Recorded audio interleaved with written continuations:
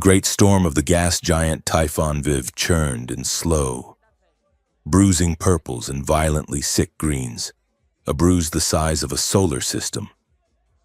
Suspended against this chaotic backdrop like a singular diamond chip was the Helios Ark space station. It was a masterpiece of neutral engineering, a place where gravity was polite, the air was recycled to smell like vanilla and ozone, and the coffee was almost drinkable.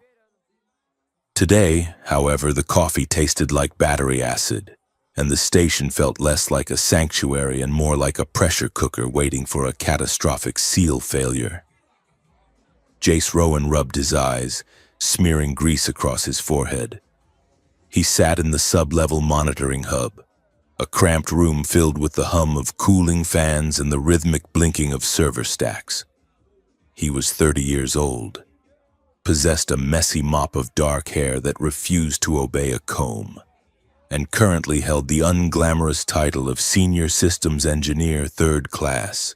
Third. Don't break the universe today, Jace told himself.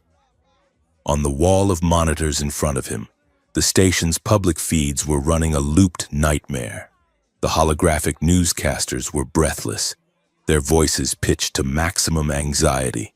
They showed grainy, terrifying footage from the border skirmishes. In the clips, Veskari shock troops moved like fluid shadows, tearing through Terran power armor. And then there was her. The footage cut to a shaky recording from the siege of Antares. A figure stood amidst the burning wreckage, tall and draped in biometal armor that shimmered like oil on water. She moved with a speed that the camera could barely track. A segmented mask covered her face, stylized into a snarling visage. Bioluminescent energy crackled along her limbs. The monster princess, Selira of the Veskari Empire. Beside Jace, his co-worker Miller kicked his feet up onto the console. Miller was chewing on a synthetic toothpick and watching the feed with morbid fascination. "Look at that thing," Miller said, gesturing at the screen with his toothpick. "I heard she eats the hearts of officers to absorb their tactical knowledge." Jace tapped a command into his keyboard. Rerouting power from the hydroponics bay to the main conference spire to handle the increased load of the diplomatic shuttles. "That is biologically impractical," Jace said without looking up, "and probably hell on her cholesterol. You are ruining the mystique." "Jace, she is a living weapon, a bioengineered horror show, and she is docking in Ring 4 right now." Miller shuddered theatrically. "I hope the magnetic seals hold. I would hate for her to get loose and start eating the maintenance crew. She is here to talk peace. Miller, not to eat you. You are mostly gristle anyway." Jace kept his tone light, but his stomach gave a traitorous little flip. The Terran Union and the Veskari Empire had been staring each other down across the neutral zone for 10 years. The Cold War was heating up. If these talks on Helios Ark failed, it was total war. And Jace really hated war. It was bad for infrastructure. He pulled up the energy schematics for the docking ring. "Just keep the air cycling and the gravity steady," Jace muttered to the screen. "I just want to finish this shift, go back to my quarters, and sleep for 12 hours. 3 decks above, the airlock cycled with a heavy, industrial hiss. Princess Selira of Veskari stepped onto the station, and the silence that greeted her was heavy enough to crush bone. She was surrounded by her personal guard, 4 hulking warriors in ceremonial crimson plate, but she felt entirely alone. She wore the imperial raiment, a flowing cloak of woven biometal that reacted to her mood, currently stiffening into jagged ridges to mask her trembling. Her face was hidden behind the mask of the First Scourge, a terrifying piece of ancient technology that amplified her voice into a resonant growl and filtered the air. Inside the helmet, the display fed her a stream of tactical data. Heart rates of the Terran Honor Guard elevated. Weapon charge levels, active, and structural integrity of the corridor, stable. But beneath the armor, Salira was hyperventilating. "Do not trip," she thought frantically. "Do not trip. Do not catch your talons on the deck grating. Do not hiss." She walked with a predatory grace that had been drilled into her since she was a hatchling in the spawning pools. Every movement was fluid, lethal, and terrifying. To the humans lining the corridor, she looked like a nightmare made flesh, a creature bred for slaughter. Inside her head, she was rehearsing her opening statement for the 50th time, wondering if her translator would properly conjugate the Terran verb for cooperation. A Terran diplomat stepped forward, a sweating man in a stiff gray suit. He looked as if he might faint. "Your Highness," the diplomat squeaked. "We are honored." Salira stared at him. The sensors in her mask zoomed in on his jugular vein, pulsing rapidly.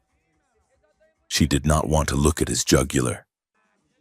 She wanted to look at the architectural detailing of the ceiling, which was actually quite fascinating, but her helmet's combat algorithms insisted on highlighting weak points. She inclined her head.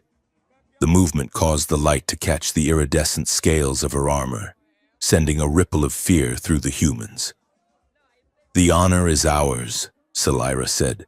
Her voice, modulated by the mask, came out as a deep, tectonic rumble that seemed to vibrate in the floorboards. The diplomat took a terrified half-step back. "Excellent." Her advisor, High Counselor Vrak, walked beside her. He was an older Viscari, his scales graying with age, his eyes hard and unimpressed. He leaned in close, his voice a hiss only she could hear over their private comms channel. "Posture. Salira," Vrak said. "You look like a scolded pup. Shoulders back. Let them see the spikes." "I am trying to be diplomatic." "Vrak," she whispered back. Her real voice soft and melodic, a sharp contrast to the mechanical growl of her mask. "They do not want diplomacy from you," Vrak corrected her cold. "They want the monster princess. They are paying for the fear. It is the only leverage we have at this table.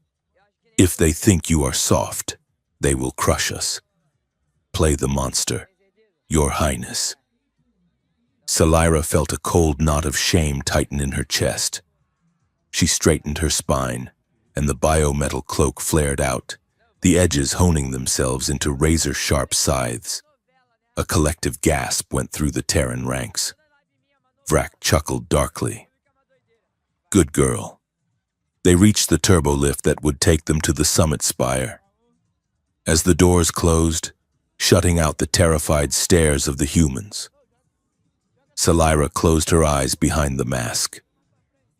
She flexed her hands, feeling the sharp points of her natural talons against the inside of her gauntlets. "I am ugly and scary." She recited the mantra she had learned in the creche. "I am the darkness that bites. I am the weapon." But she just wanted to go home and read a book. Jace was deep in the guts of the station now. He had left the monitoring room to manually check a pressure valve on level 9 that was giving a weird reading. The corridors down here were narrow, lined with pipes and conduit, smelling of recycled air and lubricants.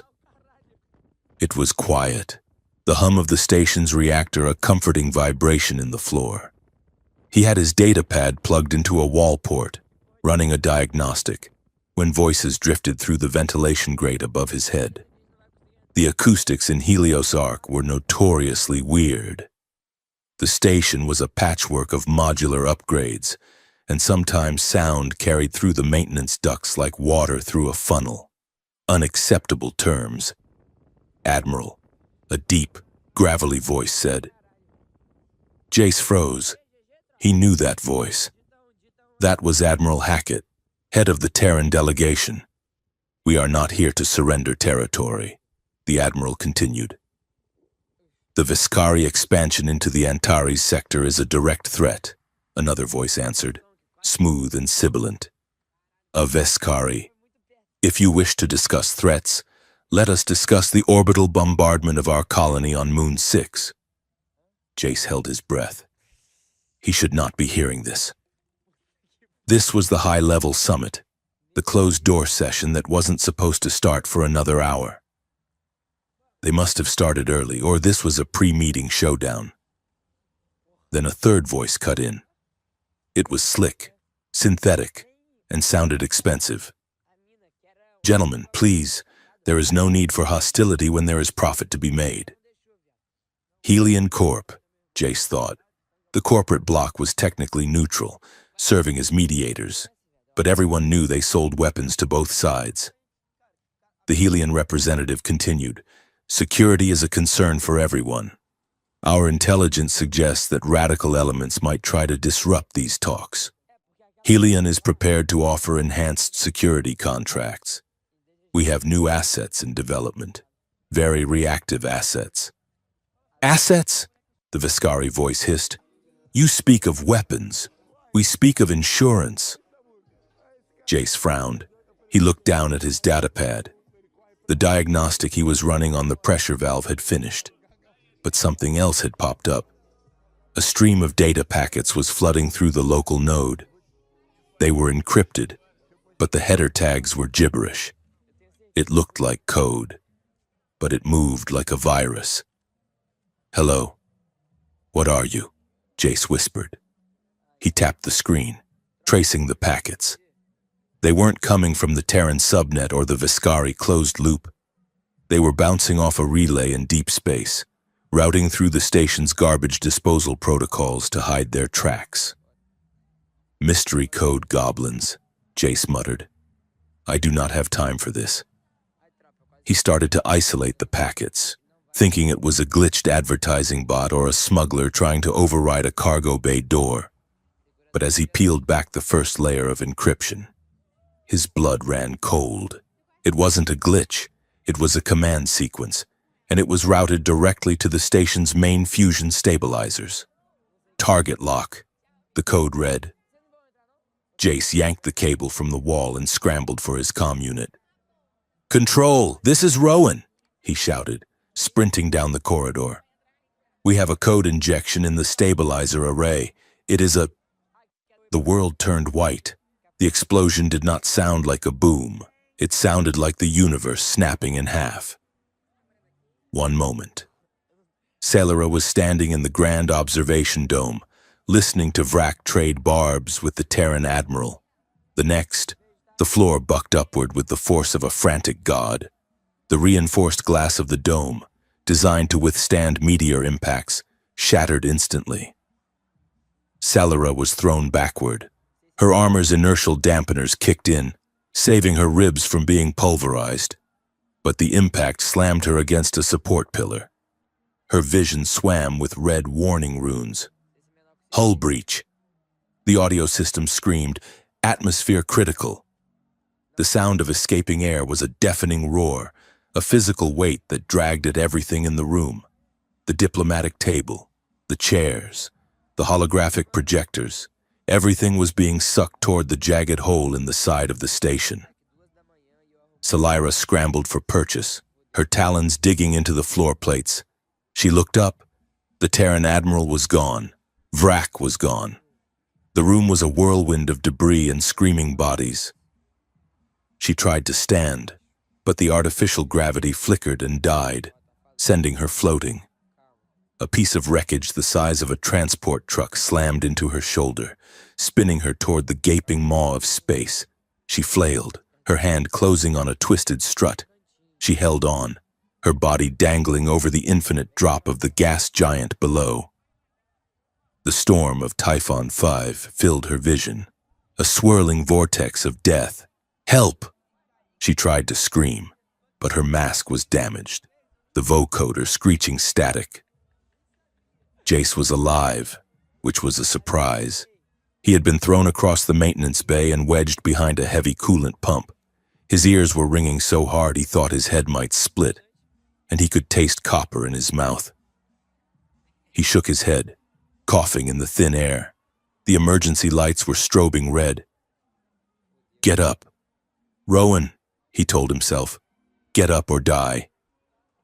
He crawled out from behind the pump. The corridor ahead was a ruin. The blast door at the end of the hall was grinding shut, trying to seal off the breach, but it was jammed halfway. Through the gap, he could see the devastation of the observation dome, and he saw someone hanging on. A figure in shimmering, bulky armor was dangling from a piece of wreckage, fighting the pull of the void. The suction was incredible. Bodies and debris were flying past the figure, disappearing into the cold dark. Jace didn't think. If he had thought about it, he would have realized he was a systems engineer with zero combat training and a bad knee. He grabbed a coil of high-tensile maintenance cable from the wall. He clipped one end to a sturdy pipe and the other to his belt. "Do not break, do not break, do not break," he chanted. He launched himself toward the jammed blast door. The suction grabbed him, yanking him off his feet. He flew through the gap in the door, the cable snapping taut and knocking the wind out of him. He was dangling in the observation dome now, the vacuum pulling at his clothes, his eyes streaming tears from the cold. The armored figure was slipping. The strut they were holding was bending. "Grab my hand," Jace screamed. Though he knew sound was useless in the thinning air, he swung himself in a wide arc, kicking off a piece of floating debris. He reached out. The armored figure saw him. The mask was cracked, sparks flying from the side, but the hand reached out, a gauntlet tipped with terrifyingly sharp claws. Jace caught the wrist. The weight was immense. Even in the failing gravity, the mass of the armor nearly dislocated his shoulder. He gritted his teeth, screaming silently as he hauled with everything he had. "Gotcha." He hit the retract button on his belt winch. The cable whined in protest, the motor smoking, but it pulled them back, inch by inch.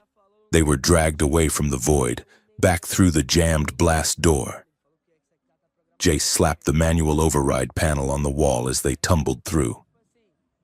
The hydraulics screamed, and the blast door slammed shut, cutting off the roar of the vacuum. Silence crashed down on them. Jace collapsed to the deck, gasping for air. His lungs burned. His arm felt like it was on fire. "Safe," he wheezed. "We are safe. Movement. Fast." Before Jace could blink, the armored figure moved. It was a blur of violence. Jace was slammed onto his back. A heavy weight pinned his chest. A gauntleted hand clamped around his throat, squeezing just enough to threaten, not to crush. He looked up, eyes wide. The monster princess was straddling him. Her biometal cloak was torn, leaking glowing blue fluid, and her mask was fractured, a spiderweb of cracks running down the left side.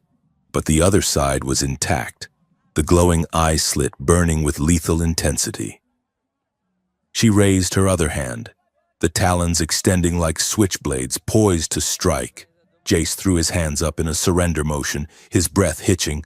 "Whoa!" he choked out. "Friendly. I am friendly. I just pulled you out of a hole." Salira froze. Her combat subroutines were screaming at her to eliminate the threat. She was disoriented, terrified, and pumping with adrenaline. She had felt a hand grab her, and her body had reacted with the violence it had been bred for. But the voice, it was high-pitched, terrified, and distinctly human. She looked down. The human beneath her was scrawny. He wore a grease-stained gray jumpsuit with a patch that read, "Engineering." He looked like he had not slept in 2 days. His eyes were brown, wide with panic, but not hate. Most humans looked at her with hate. This one just looked like he didn't want to die. Salira's logic center caught up with her reflexes. He had saved her. She slowly retracted her talons. She released his throat. She scrambled off him, backing away until her back hit the bulkhead. She pulled her knees to her chest, the cloak wrapping around her defensively. Jace sat up, rubbing his neck. He coughed, looking at her warily. "You are welcome," he rasped. "By the way, you are really heavy. What is that armor made of?" Neutron star density? Salira stared at him. Her mask's vocoder crackled, letting out a burst of static before stabilizing. You saved me. The voice was mechanical, deep and distorted. Jace managed a weak, crooked grin. He pointed at the winch on his belt. Standard procedure for loose cargo. Though usually, the cargo does not try to decapitate me afterward. The station shook violently. The lights flickered and died, replaced by the sickly amber glow of emergency floods. Warning. The station AI's voice echoed through the corridor. Security breach detected. Lockdown initiated. Sectors 1 through 10 sealed. Bioscan negative. Hostiles detected in Sector 9. Jace looked up at the speaker. Hostiles? We are the hostiles? Salira checked her internal display. Her diplomatic clearance had been revoked. Her ID tag was flashing crimson. Enemy combatant. My status has been altered, she rumbled. The station thinks I am an invader. Jace checked his datapad. The screen was cracked, but he could see his own profile.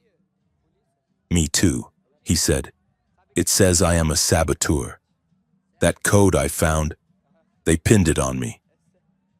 He looked at Salira. She was huddled in the corner, a terrifying silhouette of spikes and glowing eyes. Yet her body language was oddly small. Okay, Jace said, struggling to his feet. So, the station wants to kill us. Someone blew up the peace talks, and we are trapped in a sealed sector with failing life support. Salira stood up. She towered over him, nearly 7 feet tall in the armor. This is your fault, she said, the mask making it sound like a judgment from a god. My fault? Jace laughed, a hysterical, jagged sound. I was fixing a pressure valve. You are the one who brought the circus to town. I did not ask for the explosion, Salira snapped. Well, I did not ask for a roommate who doubles as a cutlery drawer. A screeching sound echoed from the far end of the corridor. Metal on metal. Jace went pale. Security drones, he whispered. The AI is sending the cleaners. Salira stepped in front of him. Her posture shifted instantly. The fear vanished, replaced by a lethal stillness. Her cloak hardened into armor plates. Get behind me, she commanded. Jace didn't argue. He ducked behind her armored bulk. 2 drones rounded the corner. They were hovering spheres of gunmetal, armed with suppression pulse rifles. They scanned the hallway with red lasers. Targets acquired. The drones chirped mechanically. Salira moved. It was not like the news feeds. It was faster. She closed the distance in a single leap, her boots magnetizing to the wall, then pushing off. She struck the first drone with a spinning kick that crumpled its chassis like a soda can. The second drone fired a stun pulse. It splashed harmlessly against her biometal cloak. Salira grabbed the drone with one hand, her talons puncturing the casing, and ripped its sensor array out in a shower of sparks. She dropped the wreckage to the floor. It clattered loudly in the silence. She turned back to Jace. Jace was staring at her, mouth slightly open. Okay, he said. Okay. I take back the cutlery comment. That was effective. Salira felt a flash of pride, followed immediately by shame. He thinks I am a monster, she thought. I just proved it. We need to move, she said, her voice cold. More will come. Jace nodded. He tapped his datapad. We need to get to the secondary server farm on level 4. If I can jack in there, I can override the lockdown and maybe clear our names, or at least open a door that leads to a shuttle. Can you fight? Salira asked. Jace held up his wrench. I can fix a fusion drive with a hairpin. But fighting? No. I am a lover, not a fighter. And currently, I am barely a walker. Salira looked at his knee. He was favoring it, limping slightly. She sighed, a rush of static from her mask. Fine. A compact. A what? We cooperate, she said. I will ensure nothing kills you physically. You will ensure the station does not kill us digitally. Jace looked at her. He looked at the dead drones. He looked at the dark, twisted corridor ahead. Deal, he said. Lead the way, Your Highness. They moved out, heading deeper into the wreckage. The gravity was fluctuating, making every step a challenge. Sometimes they weighed nothing. Sometimes they weighed double. They reached a service ladder leading down a shaft. The rungs were twisted and hot to the touch. Jace struggled with the climb. The low gravity helped, but his knee was screaming. He paused, breathing hard, his face next to Salira's hand on the rung above him. He froze, up close. Her armor was not just metal. It was woven with living tissue. He could see the faint pulse of veins beneath the translucent undersuit at her wrist. The talons were not gauntlets. They were part of her biological hand, protruding through the suit. And there was a smell. Not oil or ozone, but something organic, like cinnamon and rain. He looked up. Salira was looking down at him. The crack in her mask revealed a sliver of skin, pale violet, covered in tiny, soft scales that glowed with a faint bioluminescence. She saw him looking. She jerked her hand away, nearly losing her grip. "Do not stare," she hissed. "I was not—" Jace stammered. You glow. It is a biological defect," she snapped, resuming the climb quickly, a warning coloration, like a poison dart frog. Jace pulled himself up the next rung. "Frogs are cool," he muttered. "What?" "Nothing. Just, humans don't glow. We are boring. Humans are small," Salira said, her voice tight, "and flimsy. I could snap you like a dry twig." She said it to sound threatening, to remind him of the danger, to keep the wall up. But Jace just chuckled, a breathless sound in the humid shaft. "Yeah." "Well," Jace said, "that is why we invented power tools and systems engineers.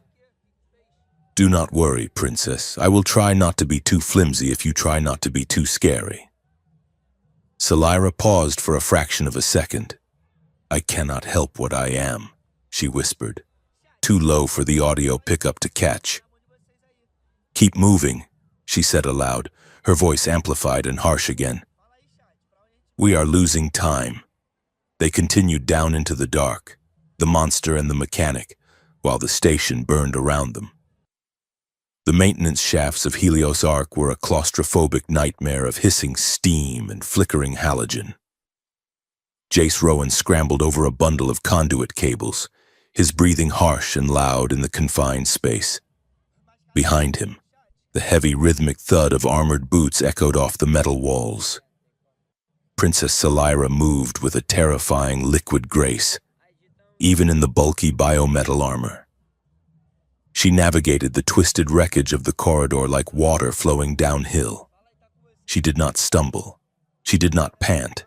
She was a silent, lethal shadow protecting a very noisy, very soft human engineer. "Down!" Salira commanded. Her voice was a distorted growl through the cracked mask. She shoved Jace hard, slamming him flat against the grating just as a plasma bolt sizzled through the air where his head had been a second before. 3 boarding troopers rounded the corner ahead. They wore matte black armor with no insignias, their faces obscured by opaque visors. They were not Terran Marines, and they were not Veskari Imperial Guard. They moved like mercenaries, efficient, brutal, and silent. "Stay down," Salira hissed. She launched herself over Jace's prone form. It was over in seconds. Salira hit the lead mercenary with the force of a wrecking ball. Her armor's kinetic shielding flared violet as it absorbed point-blank blaster fire. She spun, her cloak hardening into a razor-edged scythe that swept the legs out from under the second attacker. The third turned to run, but Salira was already there, pinning him to the bulkhead with a hand around his throat. She did not kill him. She squeezed just enough to render him unconscious, dropping him in a heap with his squad mates. Jace peered over the conduit bundle, eyes wide. "Remind me never to cut in line in front of you at the cafeteria," Jace said, his voice shaking slightly. Salira turned back to him. The adrenaline was evidently spiking her systems because she moved too fast, reaching down to haul him up, her gauntleted hand clamped around his upper arm.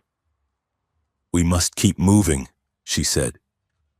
She pulled, Jace cried out, a sharp, involuntary sound of pain. The grip of her armor was hydraulic, designed to crush bone, and in her haste, she had miscalculated the fragility of a human limb. Salira released him instantly, snatching her hand back as if he were red-hot iron. She backed away, hitting the opposite wall with a clang. "I damaged you," she said. The mechanical voice was flat, but her body language screamed panic. She held her hands up, staring at the talons. "I am sorry, I forgot. You break so easily." Jace rubbed his bruised arm, wincing. It would be black and blue by morning, but nothing was snapped. He saw the way she was trembling, not from fear of the enemy, but from fear of herself. She looked at her own hands with absolute revulsion. "Hey," Jace said softly. He forced a grin, though it was tight with pain. "It is fine. Consider it hazard pay. I usually charge extra for high-velocity extraction, but for you, I will offer a friends and family discount." Salira lowered her hands slowly. "Hazard pay," she repeated, the concept seeming to baffle her enough to break the spiral of panic. "You are a strange creature. Jace Rowan." "Come on, creature," Jace said, gesturing down the shaft. "I found a data node about 50 meters ahead. If I can tap in, maybe we can figure out who those guys in black armor actually work for." They reached the node, a heavy junction box set into the wall of a pump room. Jace popped the cover with his multi-tool and jacked in his data pad. The screen scrolling with green text was the only light in the room, casting ghostly shadows across Salira's fractured mask. Jace's fingers flew across the holographic interface. "Okay. Let us see what the station's internal sensors saw before they went dark," Jace muttered. He pulled up a cached video file. It was grainy, showing the corridor outside the main conference room moments before the explosion. "Look at this," Jace whispered, pointing. On the small screen, figures were planting charges on the hull. Salira leaned over his shoulder, the heat from her armor radiating against his back. "That is Veskari shock trooper armor," she rumbled. "But the movement is wrong. They move like heavy infantry, not shock troops. And look at their weapons. Standard issue Terran demolition charges," Jace finished. "And over here?" He swiped to another camera angle. "Those are Terran Marines covering the hall," Jace noted. "But look at the boots. Those are gravity grip treads. Terran military does not use those. Smugglers do." "It is a masquerade," Salira said, her voice cold. "Someone dressed their operatives in mixed gear to make it look like we betrayed each other. If I had died, my people would blame the Terran Union. If the Admiral died, your people would blame the Empire." Jace dug deeper into the code. "I am tracing their comms packets. It is routed through a shell company, but the encryption signature is... Hello?" He looked up at her. "Hellion Prime," he said, "the corporate network. And they are beaming data to a hidden facility near the planet's North Pole, a research lab that is not on any official chart." Salira stiffened. "The Shadow Lab," she said quietly. "You know it?" "I was ordered not to know it," she corrected. "I was told that Hellion was assisting with a defensive project for the Empire, a bioweapon deterrent. They required samples." "Samples?" Jace asked, dread pooling in his stomach. My blood, Sailora said. My genetic sequencing. They said it was to calibrate the scanners. But if they are behind this attack... She laughed, a harsh metallic bark. Then they were calibrating a weapon to kill us all. And I gave them the ammunition. Jace looked at her. You did not know. Sailora, you were following orders. Monsters are not paid to think. Jace, she said bitterly, we are paid to bleed and to bite. Before Jace could respond, a warning chime sounded on his wrist unit. Atmospheric alert. The computer chirped. Oxygen levels critical in Sector 4. Life support failing. Jace took a breath and realized the air was already tasting stale and thin. We need to move, he choked out. The scrubbers are down. Where? Sailora asked. Jace checked the schematics. Observation Dome 3. It has an independent emergency supply. It is just up this ladder. They scrambled up the vertical shaft, the air growing thinner with every meter. Jace's lungs burned. His vision began to spot with gray. Sailora was seemingly unaffected by the oxygen drop, her armor's life support sustaining her. But she stayed close, her hand hovering near his back to catch him if he fell. They burst through a hatch and tumbled onto the carpeted floor of a small, opulent observation deck. Jace slammed the hatch shut and spun the locking wheel. The air here was still thick, reserved for the VIPs who usually frequented this deck. Jace rolled onto his back, gasping, greedily sucking in the oxygen. For a moment, there was only the sound of his ragged breathing and the low hum of Sailora's armor. Then, a sharp crack echoed through the room. Jace sat up. Sailora was on her knees, clawing at her throat, her mask. The fracture from the explosion had spread. The seal was compromised.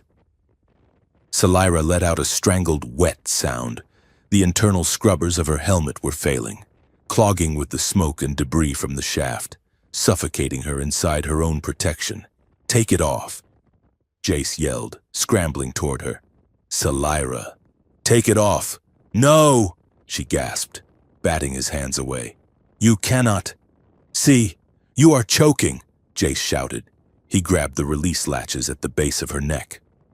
Sailora was weak, her movements sluggish from the lack of air.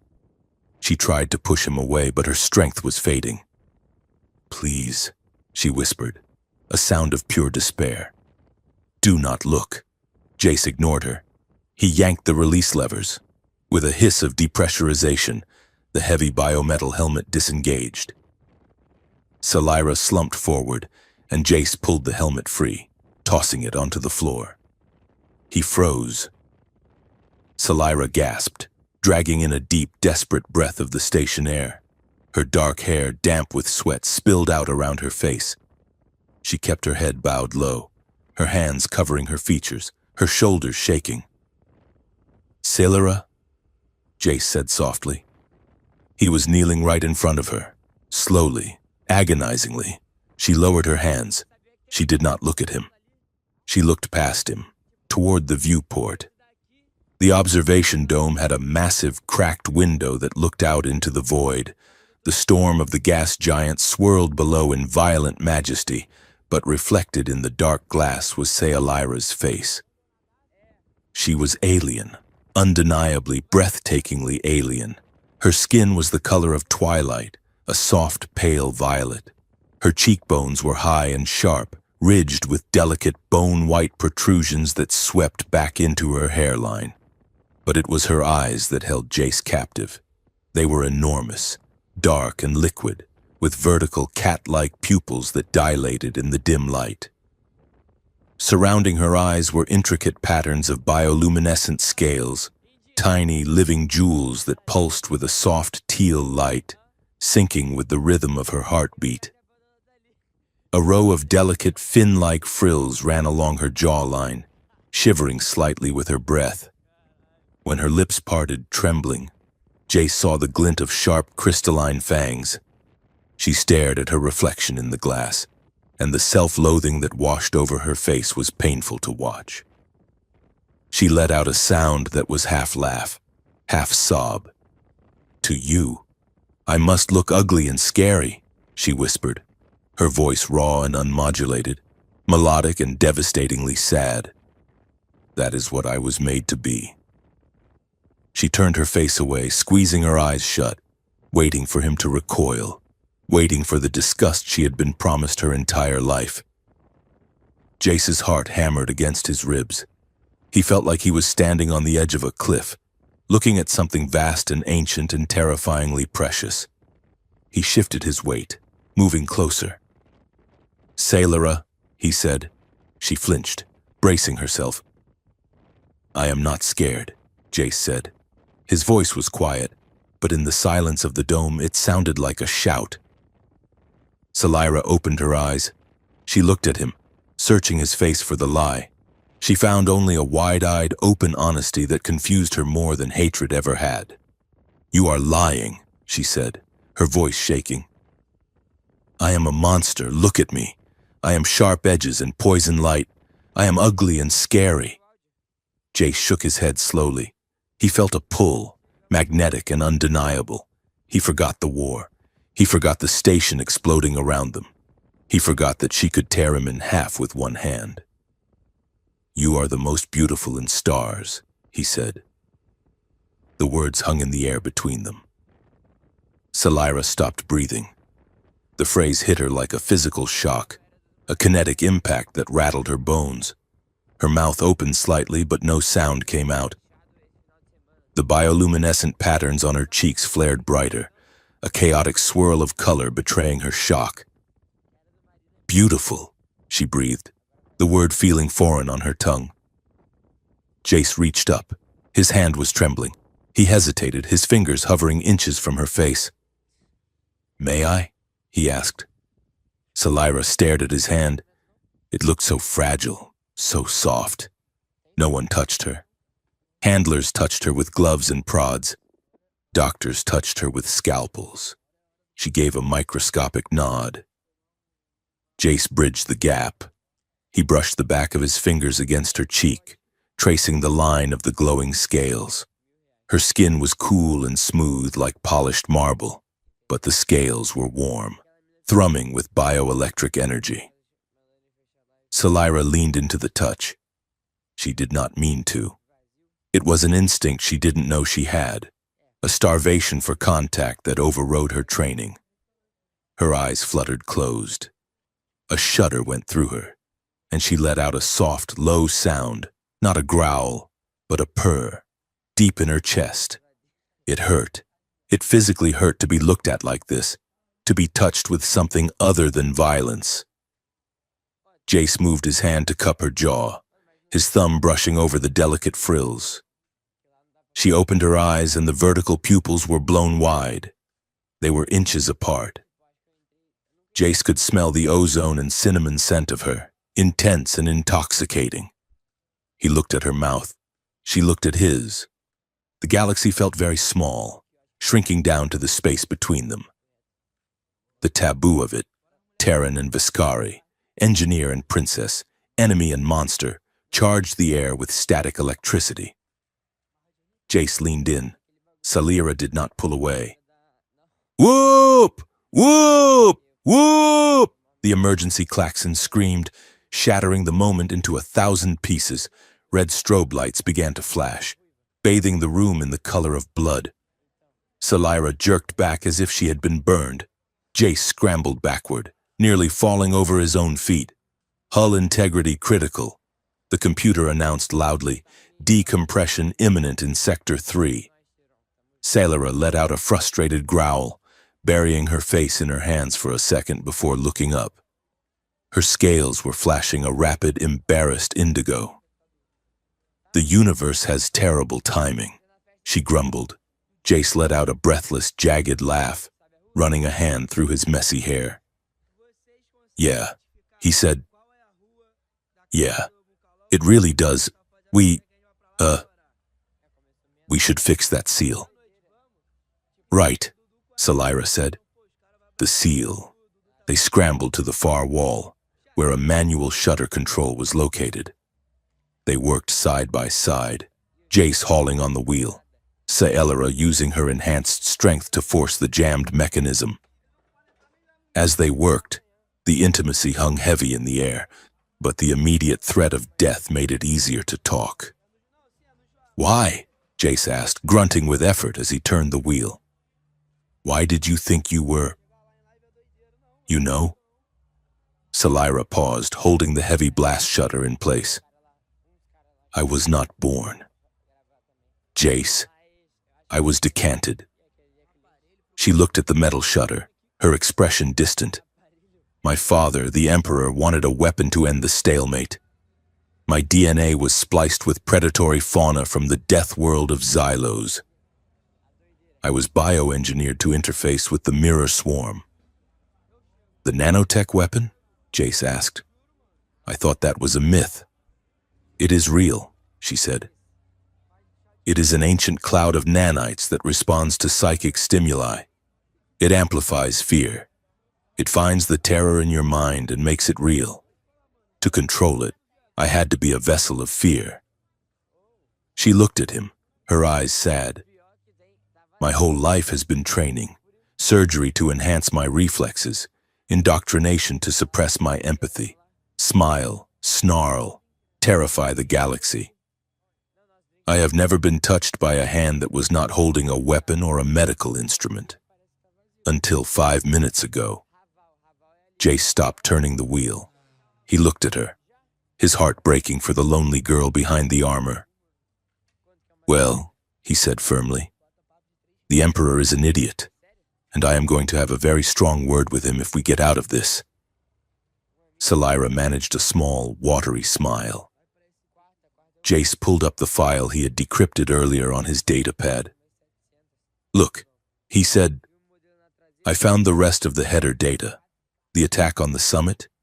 It is labeled Phase 1 of Operation Necessary Nightfall." "Necessary Nightfall?" "It is signed off by anonymous codes Terran and Viscari. And look at the funding source, Helion." Saelara read. "The objective is listed here," Jace said, reading the text. "Destroy peace talks. Create maximum casualties. Trigger full-scale war. Activate mirror swarm. Then sell the solution," Saelara realized. "Helion sells the shields to block the swarm. They sell the weapons to fight the war. They want to burn the galaxy down so they can charge us for the water to put it out." "And you are the key," Jace said. "They need you to turn the swarm on." "Or," Saelara said darkly, "they need my body to harvest the activation codes." A proximity alarm beeped on Jace's wrist. "Drones," he said, "a lot of them. Approaching from the main corridor. They must have tracked the oxygen usage." "We are cornered," Saelara said. She reached for her helmet, but the seals were ruined. She looked at it, then kicked it aside. "I cannot wear it. I will have to fight without the HUD." "We are not fighting," Jace said. "We are leaving." He pointed to a maintenance hatch in the floor. "That leads to the emergency shuttle docks, the ones reserved for high-ranking cowards." They threw the hatch open and dropped down. The dock was a cavernous hangar, mostly empty. Only one small vessel remained, a dilapidated medical transport shuttle that looked like it had been stripped for parts. "Better than nothing," Jace yelled, sprinting toward it.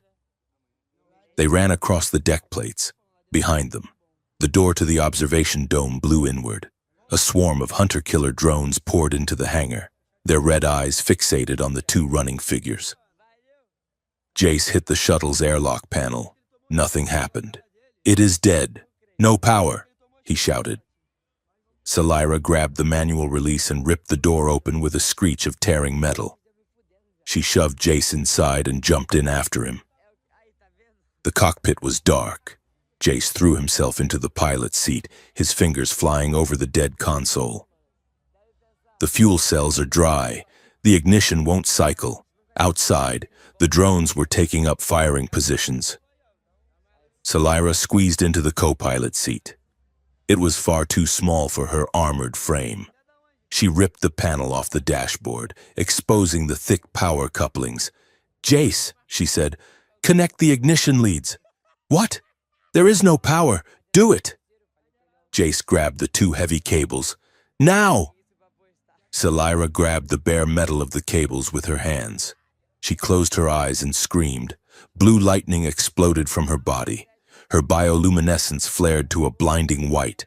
She channeled every ounce of bioelectric energy in her cells, dumping it directly into the shuttle's drivetrain. The console lit up like a Christmas tree. The engines roared to life, not with a whine, but with a thunderous boom. "Go!" Selira yelled, smoke rising from her gauntlets. Jace slammed the throttle forward. The shuttle shot out of the hangar bay like a cork from a bottle. It clipped the edge of the force field, spinning wildly into the void. Laser fire erupted around them. Vescari fighters and Terran interceptors were dogfighting in the space around the station, and they all turned their guns on the new target. "Hold on!" Jace screamed. He yanked the stick hard to the left, putting the shuttle into a corkscrew dive toward the gas giant's atmosphere. The G-forces slammed them into their seats. The hull rattled and groaned, warning alarms blaring in harmony. Selira laughed. It was not a bitter laugh this time. It was a wild, terrified, exhilarated sound. She was alive. She was unmasked. And she was flying a stolen ambulance into a storm with a human who thought she was beautiful. Jace wrestled the controls, leveling them out in the upper turbulence of the gas giant, using the magnetic interference of the storm to hide their signature. They coasted into the cover of the clouds, the silence of the cockpit returning slowly as the roar of the engines settled into a steady hum. Jace slumped back in his seat, breathless. He looked over at Selira. She was glowing softly, her chest heaving, sweat glistening on her violet skin. She looked wild and dangerous and incredible. "We are alive," she whispered, as if she didn't quite believe it. Jace let out a long, shaky exhale. He looked at the dashboard, which was still smoking slightly from Selira's jump start. "You know," he said, his voice cracking with exhaustion, "I have had some bad dates in my time. I once took a girl to a restaurant that got raided by the health inspector while we were eating the soup." Selira looked at him, blinking her large eyes.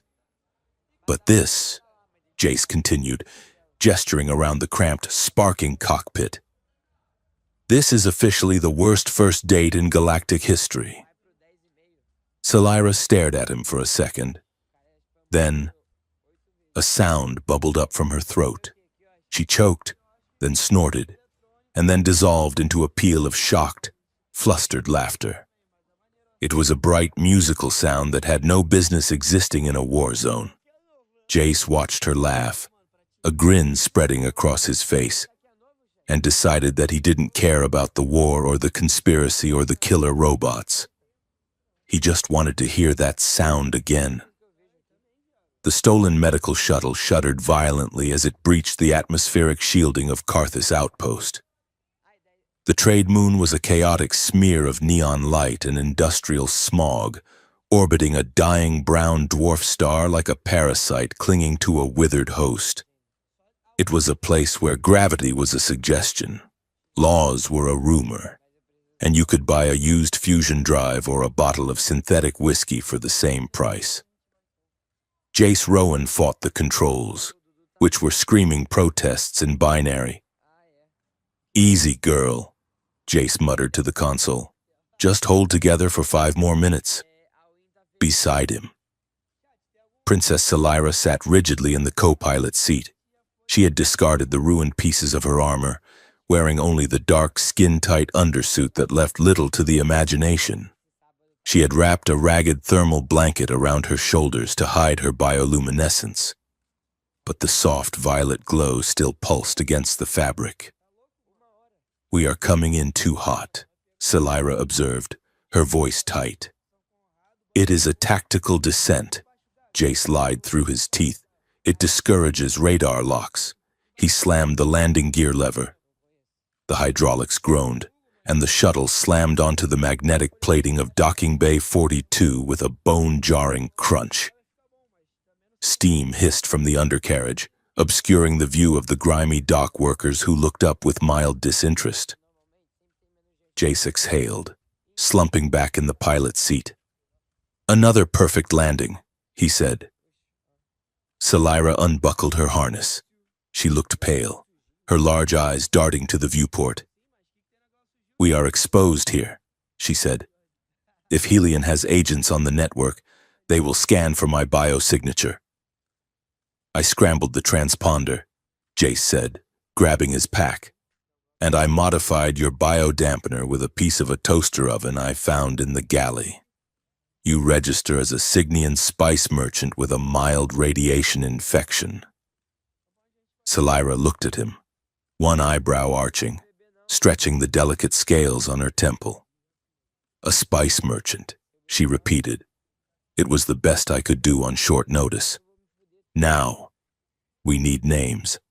I am thinking I will be Captain Rex Darkstar, freelance acquisitions expert." "No," Salira said immediately. "Why not? It has gravitas. It sounds like a character from a bad Hollow novel," she said, standing up and pulling the blanket tighter around herself like a hood.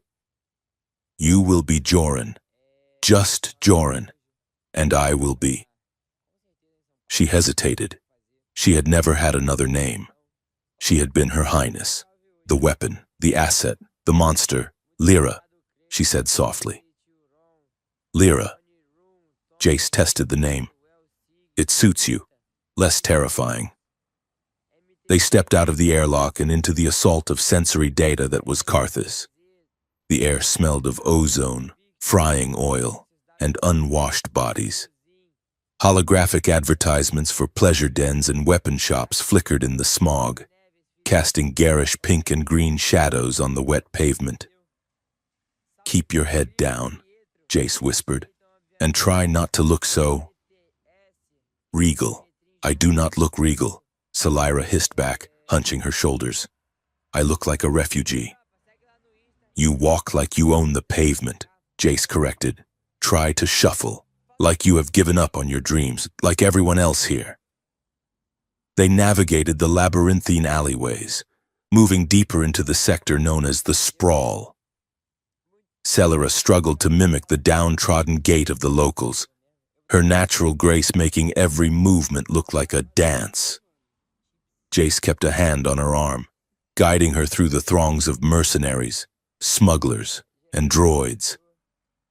They found the place Jace was looking for, a dive bar called the Rusty Ion, tucked into the basement of a ventilation tower. The music inside was a wall of bass that vibrated in the chest cavities of the patrons. Jace scanned the room.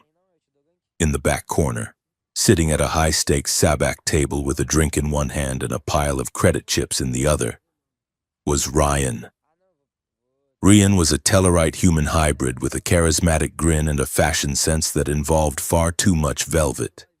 He saw Jace approaching and didn't even blink. "Well, look what the solar wind blew in," Ryan drawled, tossing a card onto the table. "Jace Rowan. I heard you were dead, or a terrorist, or both." "I am aiming for a solid middle ground," Jace said, sliding into the booth. Ryan's eyes shifted to the hooded figure beside Jace. He looked at the way Salira held herself, the faint glow emanating from beneath the blanket, and the terrified tension in her jaw. "And you brought a friend," Ryan said, his grin widening. My, is this the famous nightmare I have been seeing on the news feeds? The one with the teeth?" Salira stiffened, her hand going instinctively to where a weapon would be on her hip.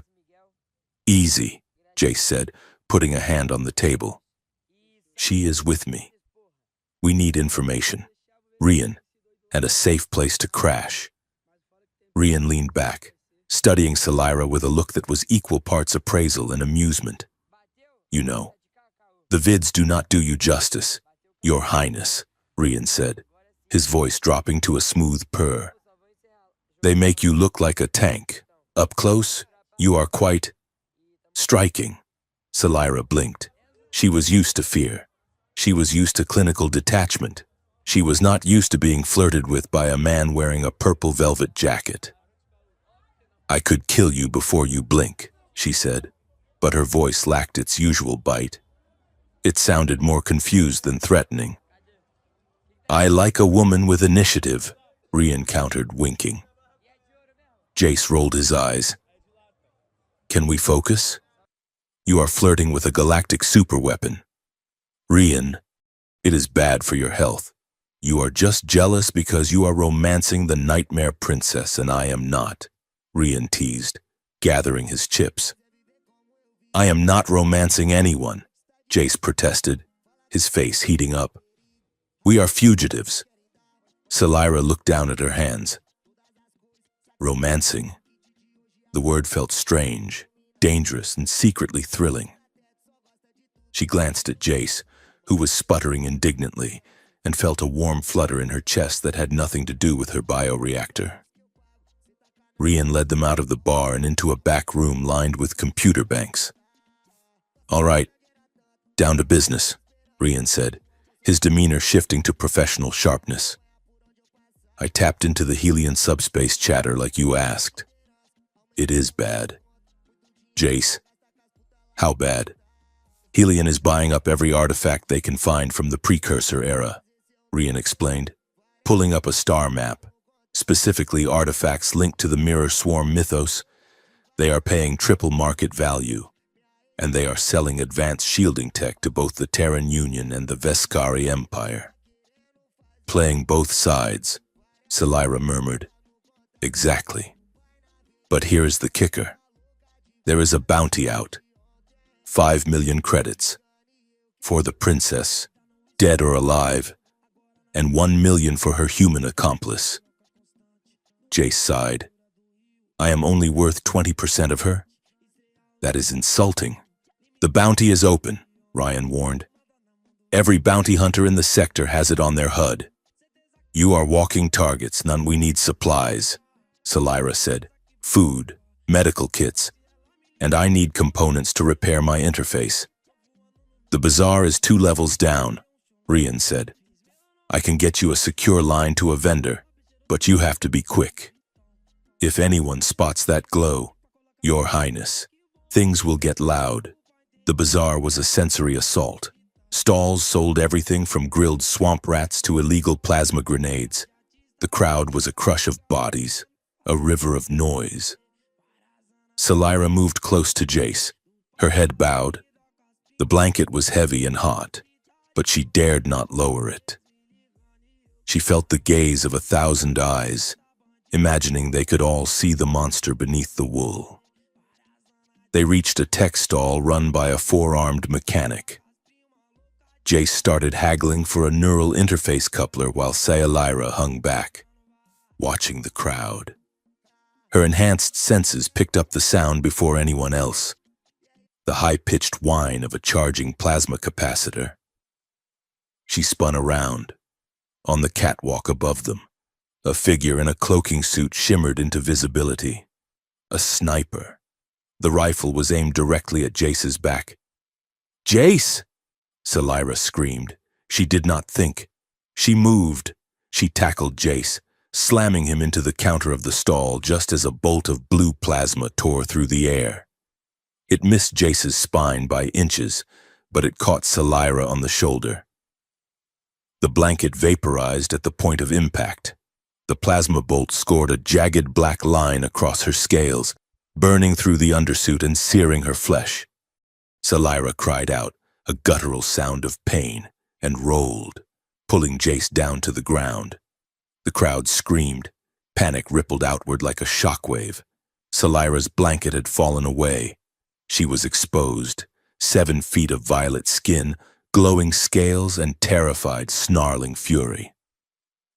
"Monster," someone shrieked. "It is the Veskari beast. Kill it," another voice roared. Salira scrambled to her knees, shielding Jace with her body. Her shoulder was smoking, the smell of burnt ozone and flesh filling the air. She hissed, her fangs bared, eyes darting around for the shooter. The crowd recoiled, forming a circle of fear. They saw the fangs. They saw the claws. They saw the weapon they had been told to hate. Salira felt the familiar crushing weight of their revulsion. It was happening again. The world saw a monster, so she had to be a monster. Then, movement. A small child, no older than 4 Terran years, had been separated from their parent in the stampede. The child, a furry bipedal species with large ears, stumbled into the open circle, right in front of Salira. Salira froze. The combat algorithms in her brain screamed threat assessment, but her heart stopped. The sniper on the catwalk adjusted his aim. He was going to shoot through the child to get to her. Salira lunged. She did not strike. She scooped the child up with her uninjured arm, curling her body around the small form, turning her back to the shooter. The second shot rang out. It pinged off the metal crate next to her. A near miss. Salira looked down at the child in her arms. She expected screaming. She expected the child to claw at her eyes in terror. The child looked up. Their large, dark eyes widened. They reached out a tiny, furry hand and touched the glowing scales on Salira's neck. "Pretty lights," the child whispered in broken galactic common. Salira's breath hitched. The roar of the crowd faded. The pain in her shoulder vanished.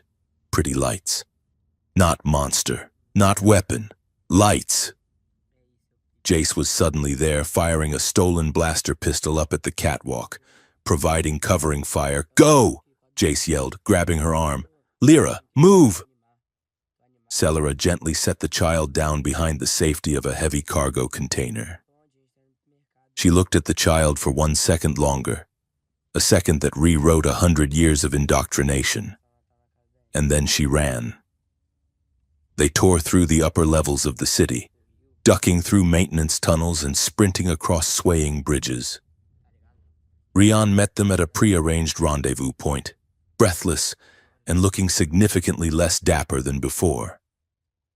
"You two certainly know how to make an exit," Rian panted, leading them into a dark, narrow doorway. "In here. It is a hostel for transient miners. No questions asked. Cash up front." He threw a keycard at Jace.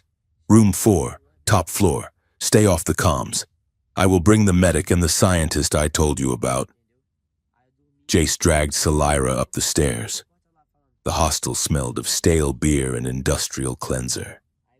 They burst into room 4 and locked the door behind them. It was a closet, a literal closet converted into a room. There was a single narrow bunk bolted to the wall, a sink that dripped rhythmically, and barely enough floor space to stand. "One bed," Jace noted, staring at it. Of course, it had to be one bed. Salira sank onto the edge of the mattress, clutching her shoulder. The adrenaline was fading, and the pain was rushing back in. Her glow was dim and erratic, flickering with exhaustion. "Sit," Jace commanded, his voice gentle but firm. "Let me see the shoulder." He dug into the medical kit they had grabbed. Salira hissed as he peeled away the burnt fabric of her suit. The plasma burn was angry and red, searing across the bioluminescent patterns. "This is going to hurt," Jace warned, holding a tube of biogel. "Do it!" Salira gritted out. He applied the gel. Salira's hand shot out and gripped his thigh, her talons digging into the fabric of his pants.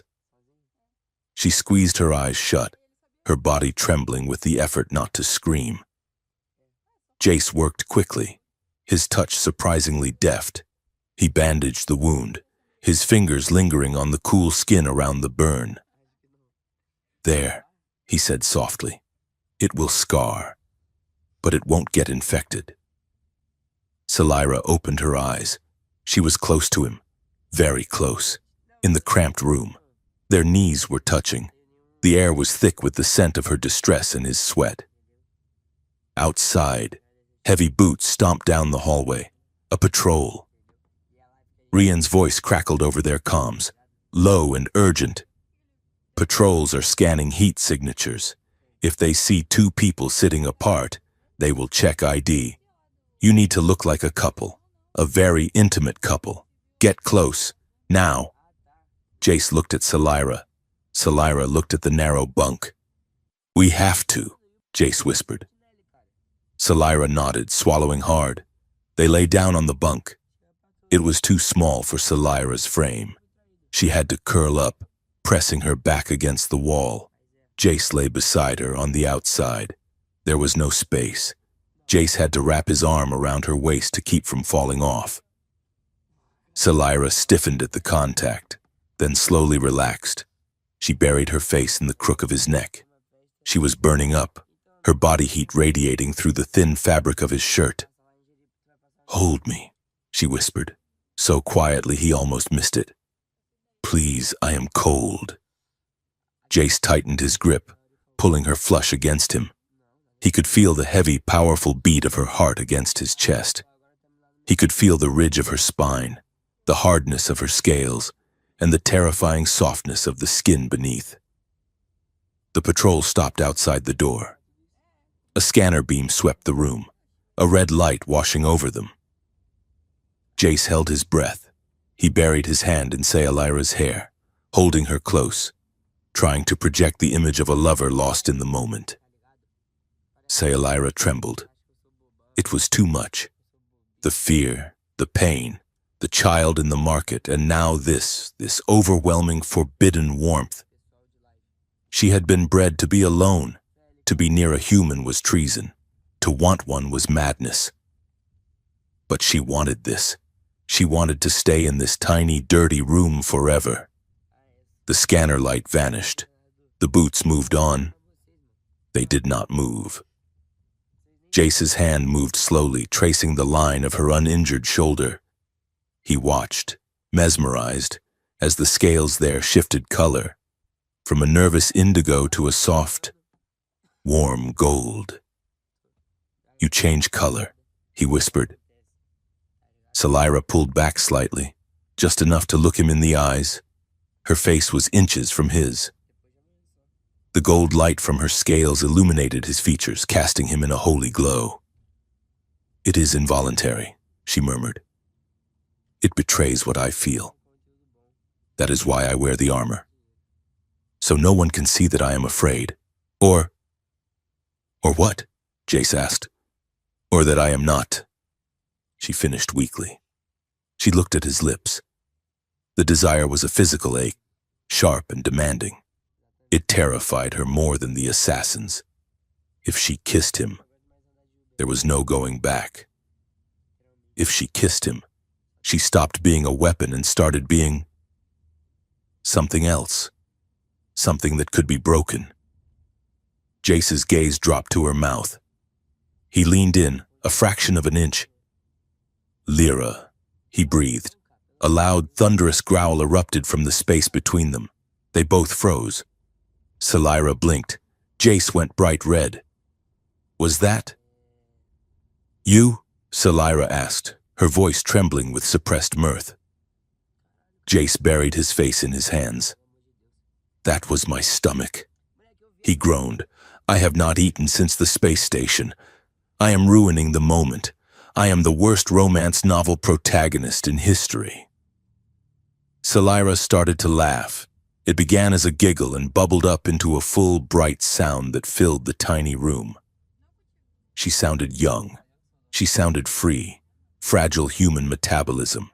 She teased, poking him in the ribs with a blunt claw. You need fuel every few hours or you shut down. What a design flaw. I cannot help it, Jace protested, grinning. He sat up, digging into his pack. He pulled out a squashed ration bar wrapper. I have half a protein bar. Flavor is listed as beige. We will feast like kings, Salira declared, sitting up and crossing her legs. They split the bar. It tasted like cardboard and sawdust. But they ate it with a solemn reverence, cracking jokes about the culinary delights of the Vescari royal court versus the vending machines of the Terran Union. For 10 minutes, in a closet on a criminal moon, they were just two people sharing a meal. A knock at the door broke the spell. "It is me." Rian's voice came through. "Open up." Jace unlocked the door. Rian slipped in, followed by a nervous-looking Vescari male in a hooded cloak. "This is Dr. Kale," Rian introduced. "He used to work in the Imperial Science Division. He defected 6 months ago." Kale lowered his hood. He looked tired, his scales dull and gray. He stared at Salira with a mixture of awe and fear. "Princess," Kale said, bowing low. "I never thought I would see the project in the flesh." "You know about the mirror swarm?" Salira asked, her demeanor shifting instantly back to the warrior. "I helped write the code," Kale admitted shamefully. "But I left when I realized what they were really doing." "Explain," Jace said. "The mirror swarm," Kale began, wringing his hands, "is not a fear weapon. Not inherently. It is a psychic echo chamber. It connects to the neural interface of the controller, you, Princess, and it amplifies the dominant emotion it receives." "So if I am afraid," Salira said, "it projects fear." Kale nodded. "And because you were raised in terror, conditioned to believe you were a monster, the swarm would have taken that self-image and broadcast it to every mind in the system. It would have driven millions mad with your own nightmares. But," Kyle continued, "if the controller were to feel something else, rage or sorrow, the swarm would amplify that instead. So they want to use me as a battery of hate," Salira said quietly. "To saturate the battlefield with terror so the soldiers kill each other in a frenzy." "Yes," Kale said. "And they are close." Rian pulled out a data pad. "Look at this," he said grimly. "It is broadcasting on every channel." He held up the screen. The face of Alistair Voigt, the CEO of Helion Corp, filled the display. He was a handsome man with a trustworthy smile that did not reach his cold eyes. "Citizens of the galaxy," Voigt spoke smoothly. "The attack on the Helios Ark was a tragedy, but we now have proof that it was orchestrated by rogue elements within the Vescari royal family. Specifically the bioengineered weapon known as Princess Salira." The screen changed. It showed the footage from the bazaar, the moment Salira snarled at the crowd, her fangs bared, looking every inch the monster. The moment with the child was conveniently cut. "She is unstable," Voigt continued. "She is dangerous, and she is loose. I am calling for emergency powers to be granted to Helion security to hunt down this terror queen before she strikes again." Salira watched the screen, her face draining of color. The gold in her scales faded to a dull, lifeless gray. She seemed to shrink, the light going out of her eyes. "Terror Queen," she whispered. "That is all I am. That is all they will ever see." She turned away, curling in on herself. Jace watched her shut down. He saw the walls coming back up, thicker and higher than before. He felt a surge of anger so hot it nearly choked him. "No," Jace said. He stood up, facing the group. "They are controlling the narrative. They are editing the truth because the truth scares them." He turned to Salira and grabbed her hands, forcing her to look at him. "They cut the part with the child. Lyra. They cut it because it proves them wrong. You are not a terror queen. You are the woman who shielded a stranger with her own body." Salira looked at him, tears shimmering in her eyes. "It does not matter. Jace, they have the fleet. They have the swarm. I cannot fight the whole galaxy." "We do not have to fight the galaxy," Jace said fiercely. "We just have to change the channel." He turned to Kyle, "The control schema for the swarm." Where is the master copy? Kale hesitated. The original source code is in the Imperial databanks, in the gene vault beneath the palace on Vescari Prime. The capital, Rian said, letting out a low whistle. You want to break into the most heavily fortified planet in the universe? If we get the schema, Jace said, we can see how Helion modified it.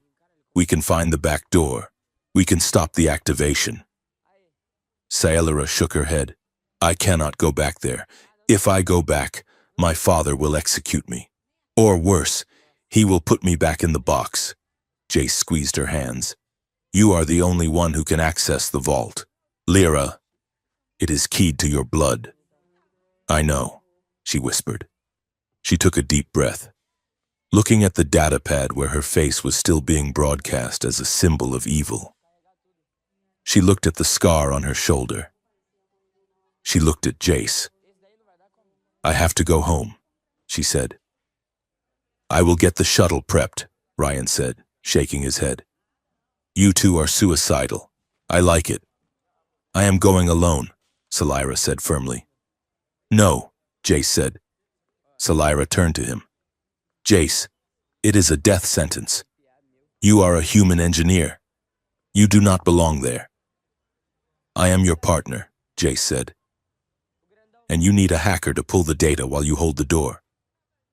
I cannot protect you there. Jace, Saelara cried. It is the heart of the Empire. I did not ask for protection, Jace said, stepping closer, his voice dropping to that soft, intimate tone that made her scales shiver. I told you, Lyra, you are the most beautiful thing in the stars, and I am not letting you walk into the dark alone. Saelara stared at him. She saw the stubborn set of his jaw, the fire in his eyes. She realized with a jolt of terrifying clarity that he loved her, and that she would burn the universe down to keep him safe. Okay, she whispered. Okay? Okay, she said. We go together. Jace nodded, a grim smile touching his lips.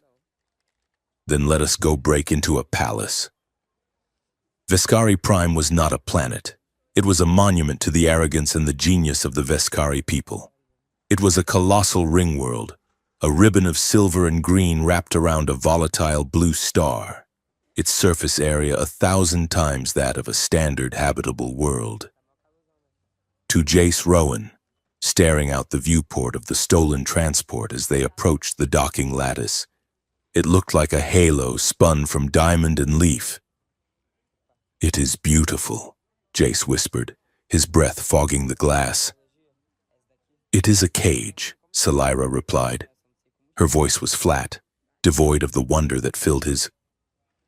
She was staring at the shimmering arch of her home with the look of a prisoner returning to the gallows.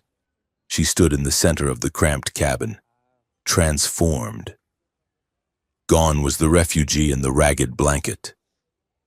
She had raided the emergency locker of the transport and fabricated a makeshift approximation of her station. She wore a high-collared tunic of dark, woven mesh and a heavy cloak that concealed her weapons. Her face was bare, her bioluminescent markings pulsing with a slow, rhythmic indigo that signaled high alert. Around Jace's neck sat the collar. It was a thick band of warm, living biometal that pulsed in sync with Saelara's heartbeat. It was a symbiotic tether, a device used for high-security bonded servants. If he moved more than 10 meters from her, the collar would inject a neurotoxin that would stop his heart in 3 seconds. If her vitals flatlined, the collar would do the same to him. It is barbaric, Jace said, tugging at the smooth metal band. It is necessary, Saelara said, turning to check his disguise. You are a bonded servant now. My shadow. It is the only way a human walks into the Imperial Palace without being disintegrated on the doorstep. She adjusted the rough-spun tunic he wore, her fingers lingering for a second on his collarbone. Does it hurt? She asked softly. Only my dignity. Jace grinned. I usually charge extra for jewelry. Salira did not smile. She looked at him with an intensity that made his breath catch. If we are discovered, Jace, she said, her voice dropping to a murmur. If they separate us, they won't, Jace said firmly. We are just walking in to check your email. In and out. They docked at the Royal Spire, a towering needle of living crystal that pierced the upper atmosphere of the ring.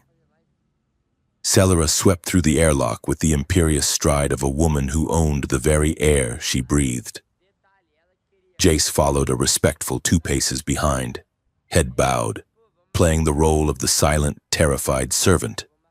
The guards at the gate were 8 feet tall, armored in chitinous plate that shifted color with the ambient light. They crossed their shock lances as Salira approached. "Halt!" the captain growled.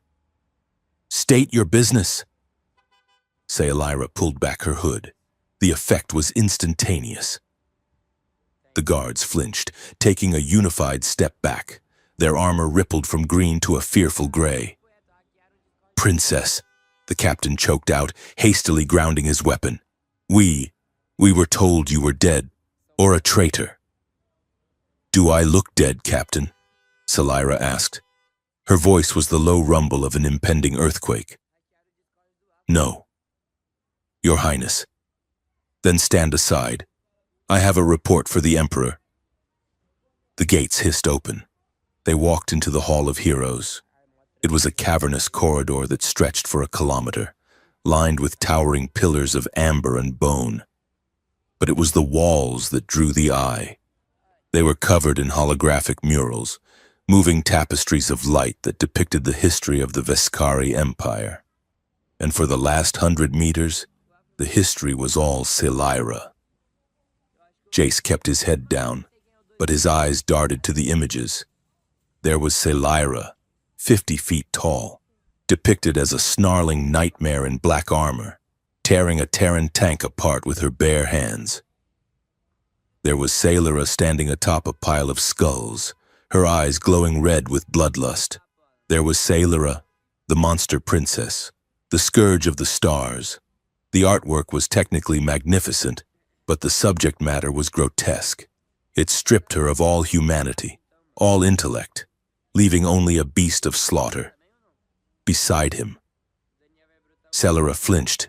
It was a small movement, a tightening of her shoulders. But Jace felt it through the empathetic resonance of the collar.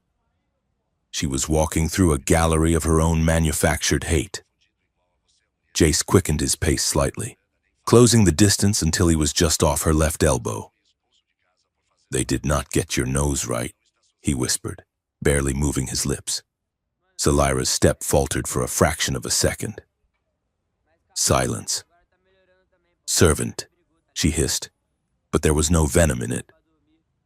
"I am serious," Jace continued, keeping his eyes on the floor. "In that one where you are eating the fighter jet, the nose is too broad, and they completely miss the dimple in your left cheek when you smile." "I do not have a dimple," Salira murmured, her posture relaxing ever so slightly. "You do. I saw it when you laughed at my empty stomach. It is your best feature." Salira let out a breath that might have been a laugh if she had allowed it. She reached back, her hand brushing his for a fleeting second. She squeezed his fingers, a quick, desperate pressure before pulling away. "Thank you," she breathed. They reached the inner sanctum, the entrance to the gene vault. The door was a biological valve, a massive sphincter of muscle and steel that responded only to royal DNA. But before the valve sat the decontamination chamber. "Halt!" The automated voice of the chamber boomed. "Bioscan required. Contaminants detected. Purge protocol initiated." The door to the chamber slid open. It was a small, circular room filled with white light. Salira froze. "We have to strip," she said, her voice tight. "What?" Jace asked, looking up. "The mist," she explained. "It dissolves organic fabrics and sterilizes the skin.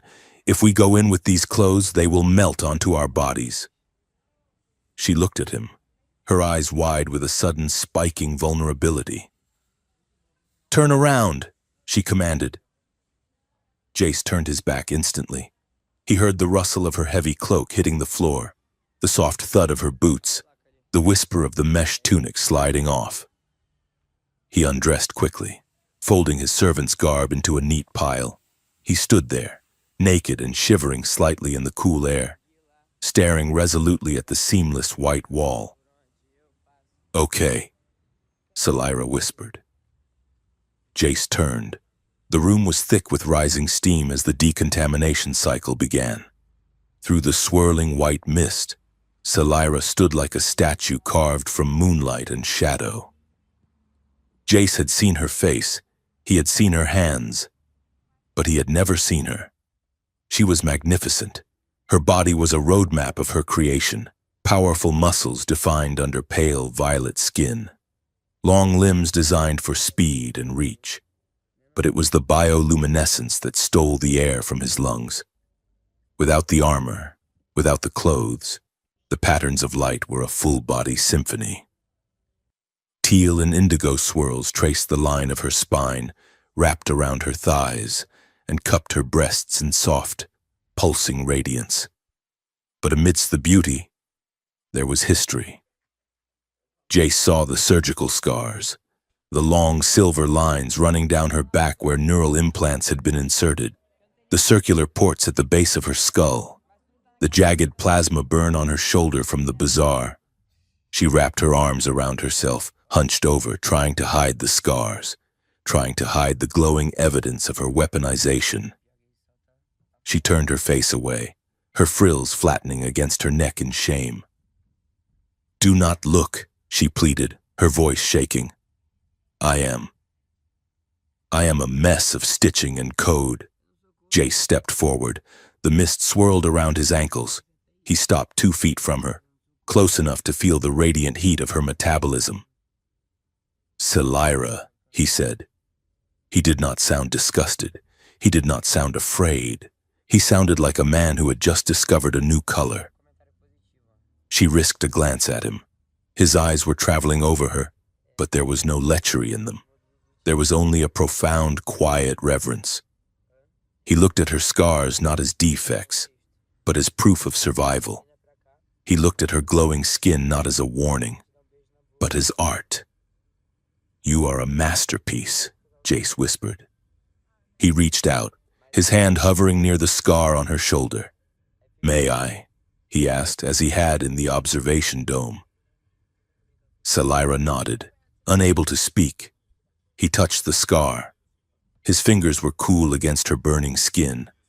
He traced the line of it, then moved his hand to the bioluminescent pattern over her heart. The light flared gold under his touch. Salira let out a shuddering breath. Her arms dropped to her sides. She stood tall, exposing herself fully to his gaze, allowing him to see every inch of the monster she was supposed to be. And in his eyes, she saw only the woman she wanted to be. Their fingers brushed as his hand fell away. They stood there, naked and vulnerable in the heart of the enemy fortress, breathing in the same steam. The air between them was electric, heavy with unspoken words and a desire that felt like gravity. Salira started. "Cycle complete," the computer announced loudly. The mist was sucked away by vents in the floor. A panel in the wall slid open, revealing fresh synth-skin suits. The moment shattered, but the echo of it remained, humming in the air. Jace cleared his throat, his face flushing a dark red as he grabbed a suit. "Right. Clothes. Clothes are good." Salira grabbed her suit, her hands trembling. She pulled it on, hiding the glow, hiding the scars. But the phantom sensation of his fingers on her skin burned hotter than any plasma bolt. The gene vault was not a room of servers and screens. It was a garden. Data in the Veskari Empire was stored in biological format, massive crystalline trees that pulsed with liquid light, their roots tapping into a subterranean ocean of nutrient-rich memory fluid. Salira led Jace to the central tree, the ancestral core. I have to interface directly, Salira said. I am the key. You have to bridge the connection with your datapad and extract the file. She stepped into the hollow of the tree. Tendrils of light reached out, wrapping around her wrists and the ports at the base of her skull. She gasped as the connection snapped into place. Her eyes rolled back, glowing pure white. Jace jacked his modified datapad into a port on the tree's bark. I am in, he said, his fingers flying across the holographic keys. Navigating the directory now, looking for Project Mirror. The connection flared, because of the collar, because of the biofeedback loop between them. Jace didn't just see the data on his screen, he felt it. He was pulled into Salira's mind. Suddenly, he wasn't in the vault. He was floating in a sea of stars. It was quiet here. No war, no pain, no screaming crowds, just an endless, velvety silence. He felt a hand in his. He looked over. Salira was floating beside him, not as a warrior, but as a girl in a simple white dress. She looked at him and smiled, a real smile, complete with the dimple he had teased her about. Is this a dream? Jace's thought echoed in the shared space. It is the space between the data. Salira's voice answered in his mind. It is the only place I can go to be quiet. I never had anyone here with me before. It is nice, Jace thought. Peaceful. I could stay here, she thought, squeezing his hand. I could just let go of the body and stay here with you. We have to go back, Lyra. We have to find the truth. The vision rippled. The stars turned into lines of code. The peace shattered. Jace gasped, stumbling back against the tree bark in the real world. Salira cried out, her body arching as the data flooded her neural pathways. I found it, Jace yelled. I have the file. He ripped the cord from the tree. The tendrils released Salira, and she collapsed into his arms. He caught her, lowering her gently to the mossy floor. Did we get it? She wheezed. Jace looked at the datapad. He opened the file labeled Authorization Omega. He read the first paragraph. His blood ran cold. What is it? Salira asked, seeing his face. Jace looked at her, his heart breaking. Lyra, it was not just Helion. Show me. She grabbed the pad. Her eyes scanned the document. It was a contract, a trade agreement dated 25 years ago. Subject, Princess Salira, optimization protocol. Purpose, integration with Mirror Swarm weapon system. Terms, in exchange for exclusive rights to Helion's slipstream drive technology. Emperor Veskari 9 grants full access to the subject's genetic code and consents to behavioral conditioning required to maximize fear response. Salira read it twice. He knew. She whispered. The paper tablet cracked in her grip. He did not just allow it. He sold me. He traded his daughter for a faster engine. She stood up. The grief on her face vanished, replaced by a cold, terrible fury. The air around her began to crackle with static. Where are you going? Jace asked, scrambling to follow, to ask for a refund. Salira snarled. The Emperor's private throne garden was a paradise of waterfalls and blooming night orchids, overlooking the curve of the ring world. Emperor Veskari 9 sat on a floating throne of woven gold, feeding strips of meat to a six-legged hunting cat. He looked up as Salira stormed in, flanked by Jace. The Emperor was old, his scales fading to white, but his eyes were sharp and unyielding. He did not look surprised. So, the prodigal weapon returns, the Emperor said, wiping his hands on a silk cloth. I expected you sooner. Salira stopped 10 paces from him. She was vibrating with rage, her hands clenched into fists at her sides. You sold me, she said. Her voice was not a shout. It was a whisper that carried across the garden like a blade. I made you useful. the Emperor corrected calmly. Useful. Salira stepped forward. You let them cut me open. You let them torture me for years to make me afraid, just so I could interface with your machine. I made you a god, the Emperor roared, standing up. He descended the steps of the dais, towering over her. Look at the galaxy, Salira. The Terran Union was encroaching on our borders. Our fleets were outmatched. We needed a deterrent. We needed fear. And you were born with such potential. Potential to be a person, Salira screamed. I could have been a diplomat. I could have been a scientist. I could have been a daughter. We have enough daughters, the Emperor spat. We have enough diplomats. We needed a monster. And I did what a king must do. I sacrificed one for the survival of the many. Beauty, happiness, love. These are luxuries for the weak. Survival is the only truth. Jace stood behind Salira, his hands shaking. The collar around his neck burned with the intensity of Salira's emotions. He wanted to scream. He wanted to punch the old lizard in his royal jaw.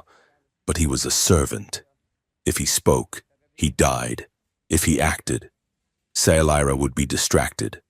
So he held his ground, radiating a silent, fierce support through the bond. I am here. You are not alone. Salira looked at her father. She looked at the man who had traded her soul for horsepower. You are wrong, she said quietly. Survival is not enough. If we survive by becoming monsters, we have already lost. The Emperor sneered. Sentimental Terran garbage. You have been corrupted. The doors to the garden burst open. High Counselor Vrak strode in, followed by a squad of Imperial guards and, crucially, a holographic projection of Alistair Voight. There she is. Voight's hologram pointed a finger. The traitor. She has compromised the gene vault. Vrak bowed to the Emperor. Your Majesty, we have evidence that the princess has been subverted by this human agent.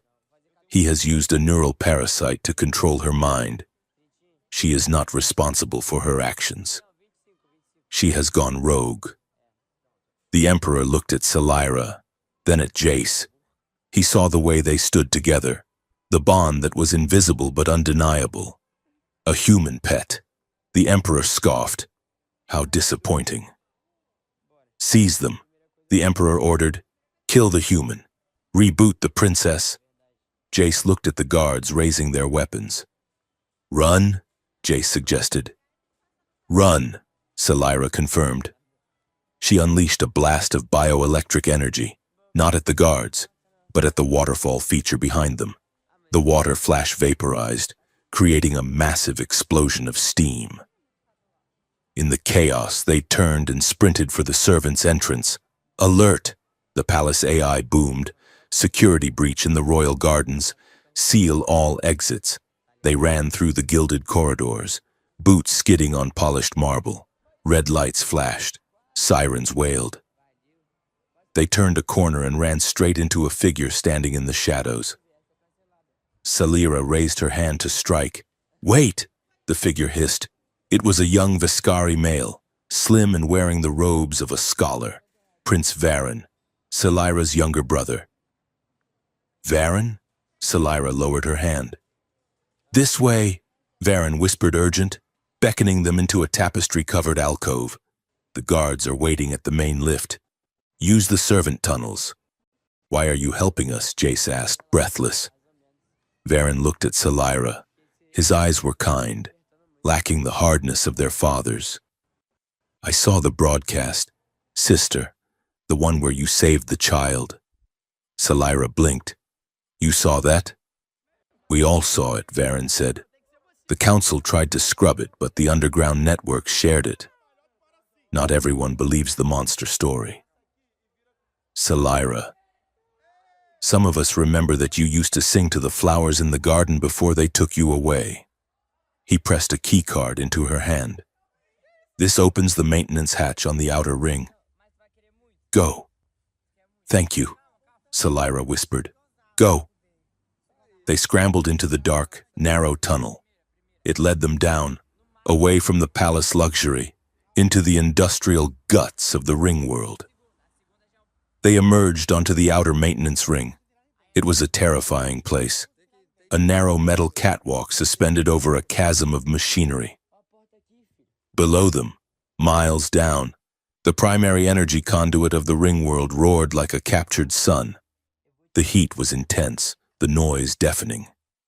"There is the shuttle pad," Jace yelled, pointing to a platform about 200 meters away. A laser bolt sizzled past his ear. They spun around. A squad of drones had tracked them.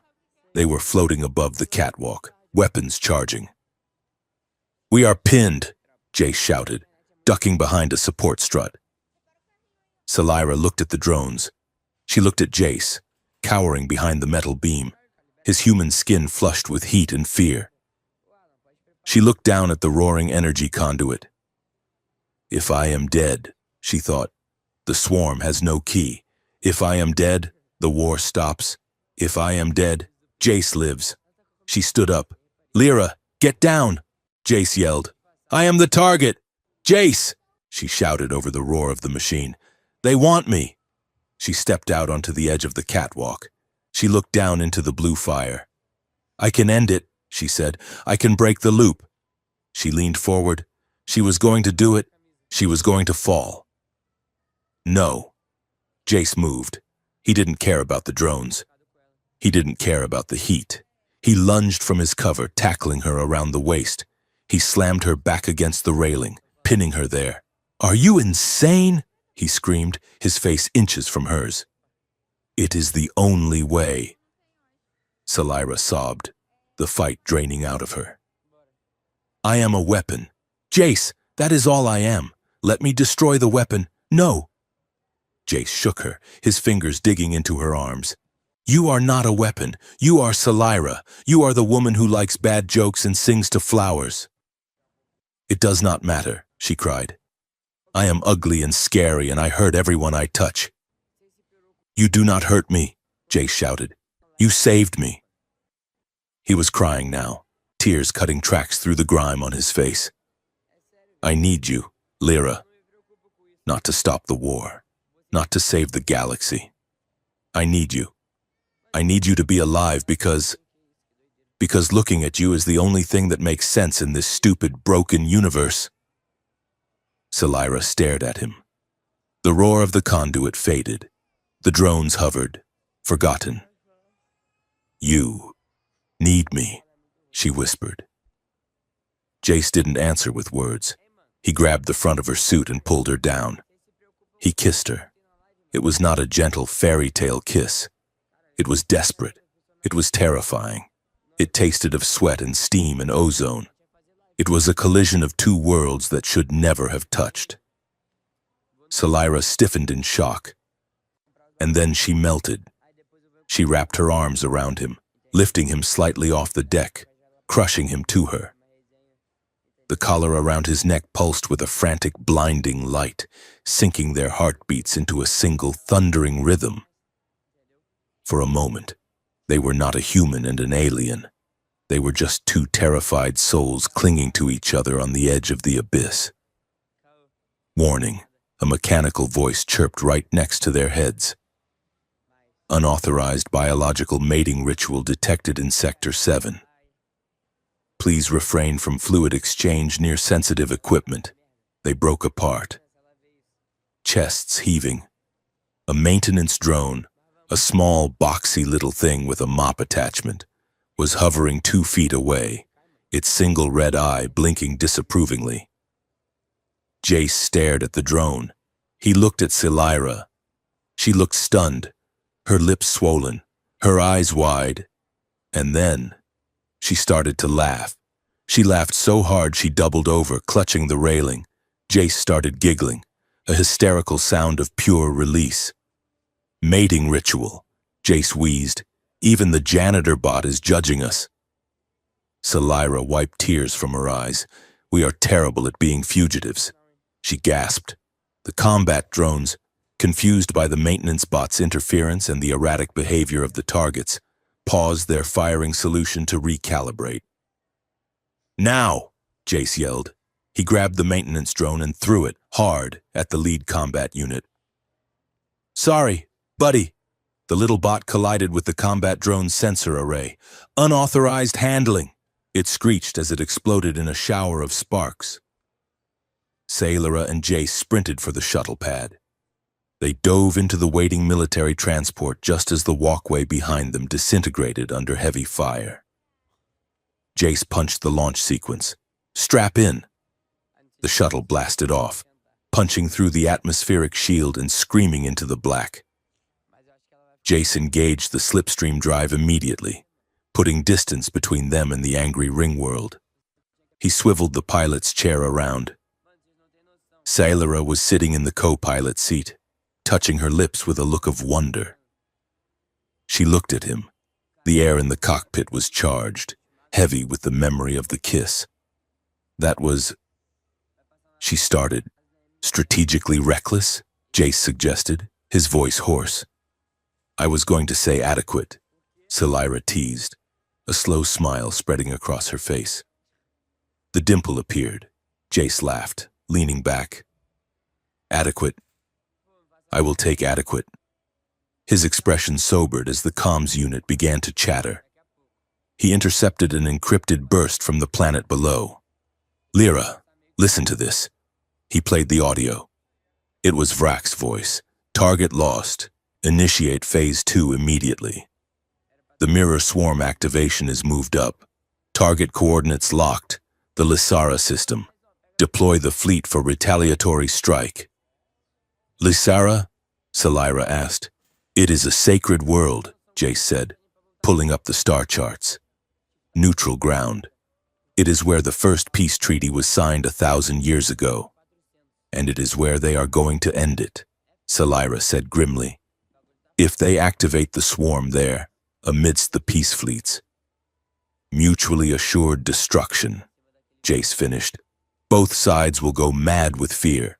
They will tear each other apart until nothing is left but drifting hulks." He looked at the nav computer. "We are 4 hours out at maximum burn." Sailora reached out and took his hand. Her grip was iron strong, but her touch was gentle. "Then we have 4 hours to figure out how to rewrite a god," she said. Jace looked at their joined hands, then at the stars streaking past the viewport. "Let us go save the universe, princess." "And then," Jace added softly, "I am going to buy you a drink." Sailora smiled, and for the first time in her life, she did not look scary at all. She looked ready. The Lysara system was usually a place of silence, a sanctuary where the ambient radiation of the blue dwarf star was said to soothe the soul. Today, however, the system was a powder keg waiting for a single spark to turn it into a supernova of violence. The stolen Veskari military shuttle dropped out of slipstream space and immediately shuddered as it hit the wake turbulence of a massive engine burn. Jace Rowan gripped the flight stick with white-knuckled intensity. The viewport was filled with a terrifying sight. To the galactic north, the Terran Union Armada was a wall of gray durasteel and railgun batteries, their formation tight and aggressive. To the south, the Veskari Imperial fleet spread out like a fan of shimmering iridescent knives, their organic hulls glowing with combat-ready bioluminescence. Between them, the planet Lysara hung like a pale blue marble, and in the shadows of the planet's rings, Jace's sensors picked up the faint, ghostly signatures of Helian stealth frigates, waiting to pull the trigger. "We are in the kill box," Jace muttered, checking the proximity alarms. "There are thousands of ships out here. If one gunner sneezes, we all vaporize." Sailora sat beside him, her eyes scanning the tactical display.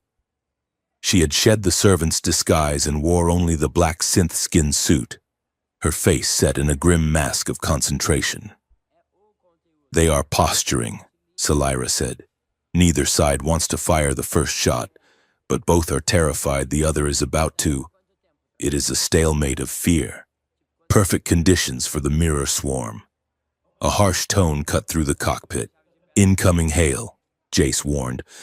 It is a Veskari patrol cruiser. They have a target lock on us. Put it on screen, Salira commanded, and let me do the talking. The holographic emitter flickered to life, revealing the face of a Veskari sub-commander. He looked tired and edgy, his scales a dull, nervous brown. Unidentified transport, the commander barked. You are in a restricted combat zone. Transmit your clearance codes or be destroyed. You have 10 seconds. Jace looked at Salira. They didn't have codes. They had a stolen shuttle and a desperate hope. Salira took a breath. She did not shrink. She did not hide. She leaned forward, her eyes narrowing into slits, her bioluminescence flashing a sudden, angry crimson. You dare challenge me, Commander? She hissed, her voice dripping with imperious venom. The commander blinked, taken aback by the aggression. Identify yourself, he stammered. I am Lady Vexia of House Cora. Salira lied smoothly, adopting the persona of a high-ranking, high-maintenance noblewoman. And this incompetent idiot piloting the ship is my bonded servant. We were fleeing the capital before the blockade, but this fool engaged the navigation drive while the stabilizers were unlocked. She reached over and backhanded Jace on the shoulder, hard. Ow, Jace yelped, leaning into the role with impressive commitment. I am sorry, mistress. The controls are sticky. Silence. Worm, Salira roared. She turned back to the screen, her expression one of long-suffering nobility. Commander, I demand you let us pass. My hydration tanks are running low. My servant is incompetent, and if I have to spend one more hour in this tin can with him, I will airlock him myself. Do you really want to explain to High Council Cora that you vaporized his niece because you were too busy playing soldier? The commander looked at Salira's furious face, then at Jace, who was cowering theatrically in the pilot's seat. The Veskari officer sighed, the universal sound of a man who did not get paid enough for this nonsense. The House of Cora is known for its spirited temperaments, the commander grumbled. Proceed to surface Vector 3, but stay clear of the blockade line. If you deviate, we will shoot you, nobility or not, as you should. Salira sniffed haughtily. Out! She cut the feed. The moment the screen went dark, Salira slumped back in her seat, letting out a long exhale. I think I pulled a muscle in my face scowling like that, she muttered. Jace rubbed his shoulder, grinning. You were terrifying, truly. I almost believed you were going to airlock me. Also, you hit really hard for a fake slap. Method acting, Salira said, a small smile touching her lips. Get us down, servant, before he changes his mind. Jace guided the shuttle down through the atmosphere. The sky turned from the black of space to a bruised violet twilight. The ground below was a wasteland of crystalline dunes and jagged rock formations, battered by centuries of ionic winds. There, Salira pointed, the spire. Rising from the desert floor was a massive structure of translucent, singing crystal. It looked like a spear thrust into the heart of the world. The air around it shimmered with heat haze, though the temperature gauge read freezing. This was the cradle of the mirror swarm. Jace landed the shuttle on a flat plateau a kilometer from the base. The moment the landing gear touched down, a low hum vibrated through the hull. Rattling their teeth, they geared up in silence. Jace checked his blaster and slung his portable interface unit over his shoulder. Salira checked the charge on her wrist-mounted energy emitters. Ready? Jace asked. No, Salira said honestly. They opened the hatch and stepped out onto the surface of Lysera. The wind howled, carrying with it the sound of 1,000 whispering voices. The mirror swarm was already active, its nanites permeating the atmosphere. reacting to the massive psychic weight of the fleets in orbit.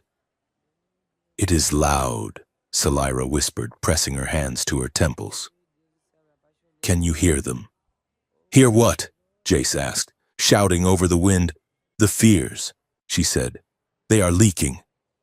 As they walked toward the spire, the reality around them began to warp. The gravity fluctuated, making Jace feel light as a feather one moment and heavy as lead the next. Shadows detached themselves from rocks and moved independently. Then, the hallucinations started. Jace blinked, and suddenly he wasn't on Lysara. He was back in the engineering bay on Helios Arc, but it was cold, dark. He looked up. Salira was standing there. She was wearing her full armor, her mask on. She was laughing, but it wasn't the bright, musical laugh he loved. It was cold and cruel. Beside her stood a Veskari prince, tall, perfect, glowing with power. "Look at him," the hallucination Salira sneered, pointing a talon at Jace. "He thinks he matters. He is just a mechanic, a soft, breakable thing." Jace flinched, the insecurity he had buried deep, the fear that he was just a temporary amusement for a being far beyond his understanding, clawed at his throat. "Go fix a toaster, human." The prince laughed. "She belongs to the stars. You belong in the dirt." Jace stumbled, falling to his knees in the sand. "Jace!" The real Salira was beside him, shaking his shoulder. But she was fighting her own demons. To Salira, the desert had vanished. She was standing in a cage. A crowd of humans surrounded her, jeering, throwing stones. And in the front row was Jace. He was looking at her with pure, unadulterated disgust. "Monster," the Jace illusion spat. "You thought I could love you? Look at you. You are a weapon. You are ugly. You are scary." Salira whimpered, backing away, her hands coming up to cover her face. "It is true," she sobbed. "It is true." Jace, fighting through his own vision, saw her distress. He saw her curling into a ball, shielding herself from an invisible attack. "Lyra!" Jace shouted. He lunged forward, grabbing her wrists and pulling her hands away from her face. "Look at me!" Jace yelled. "The real me!" Salira opened her eyes. She saw Jace, windblown, dusty, terrified, but looking at her with that fierce, stubborn adoration she had come to rely on. "He is not saying it," Jace said firmly. "The voice in your head, it is a liar." Salira blinked, the image of the jeering crowd fading into the swirling sands of Lysara. She looked at Jace, anchoring herself on the warmth of his grip. "I saw you hate me," she whispered. "Never," Jace said. "I saw you leave me." Salira gripped his hands tighter. "I am right here. I am not going anywhere." They held on to each other, using their physical connection to ground their minds against the psychic storm. Step by step, they fought their way to the base of the spire. The entrance was a fissure in the crystal, humming with violet light. They squeezed through, entering a vast cathedral-like chamber. The walls were alive with flowing data streams, pulsing like veins. In the center of the room stood the control interface, a dais surrounding a pillar of pure, suspended nanites that swirled like liquid mercury. "This is it," Salira said, her voice echoing in the vast space. "The core." She approached the dais. The nanites reacted to her presence, spiking outward like iron filings to a magnet. "I have to interface," she said. "But the system is unstable. The swarm is feeding on the chaos above. If I connect alone, the fear will overwhelm me. I will become the amplifier." Jace stepped up beside her. He unslung his interface unit and began plugging cables into the ancient ports at the base of the pillar. "You are not doing it alone," he said. "We link. I will be your anchor." "Jace," Salira warned. "The neural feedback could burn your mind out. You are human." Your brain is not designed for this kind of voltage. Jace looked at her. He took the secondary neural headset, a halo of silver wire and sensors, and placed it on his head. Then it is a good thing I am stubborn, he said. Salira hesitated, then nodded.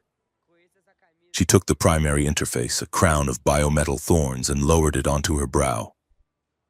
On 3, she whispered, 1, 2, 3. They initiated the link. There was no pain. There was only light. Jace felt the floor drop away. His physical body ceased to exist. He was pulled into a rushing river of consciousness. He gasped, but he had no lungs. He felt a heartbeat, but it wasn't his.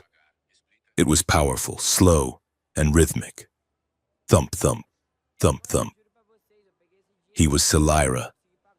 He felt the strength in her limbs, the coiled power of her muscles. He felt the constant low-level hum of her bioelectric energy. But he also felt her scars. He felt the deep, jagged ravines of trauma carved into her psyche. The years of isolation, the cold tables of the labs, the voice of her father telling her she was nothing but a tool. And then, Salira was him. She felt his fragility. She felt the constant nagging ache in his bad knee. She felt his awe of the universe, his fascination with how things worked, and she felt his fear, not of her, but for her. She felt the overwhelming, terrifying magnitude of his love.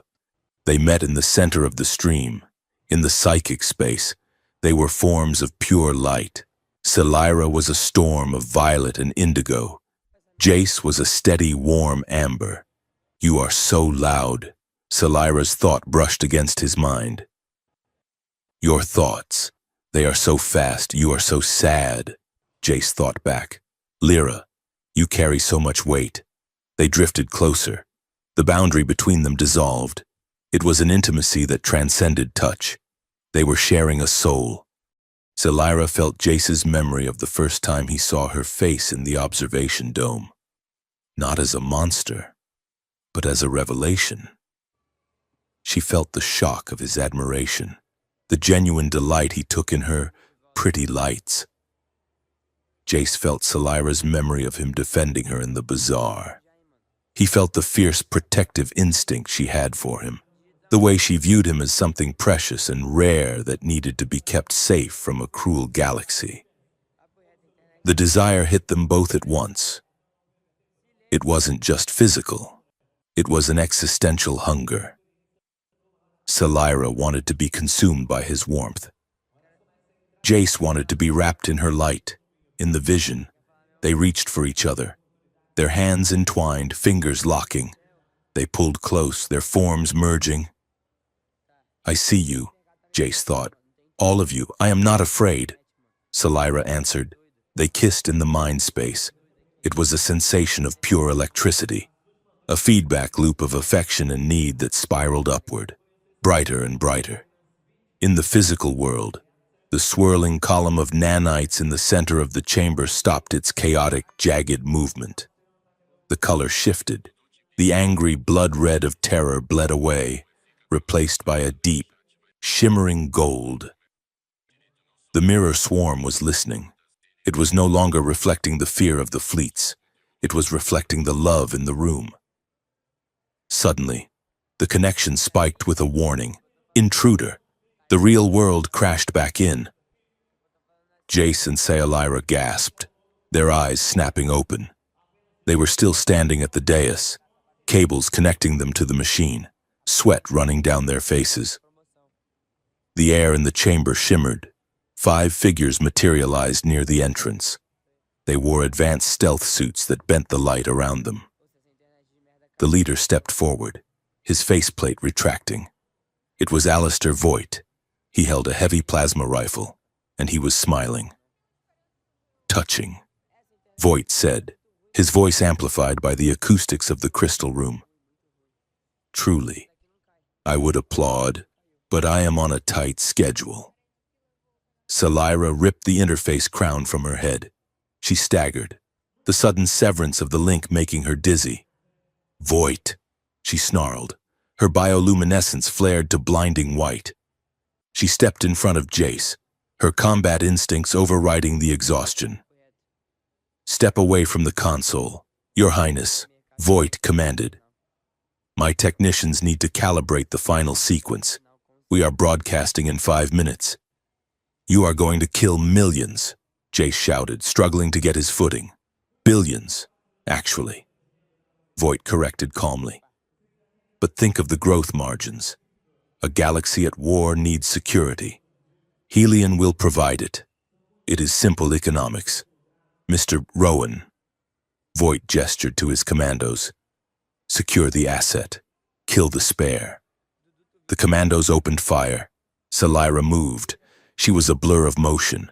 She deflected a plasma bolt with her gauntlet, the energy dissipating harmlessly against her natural biofield.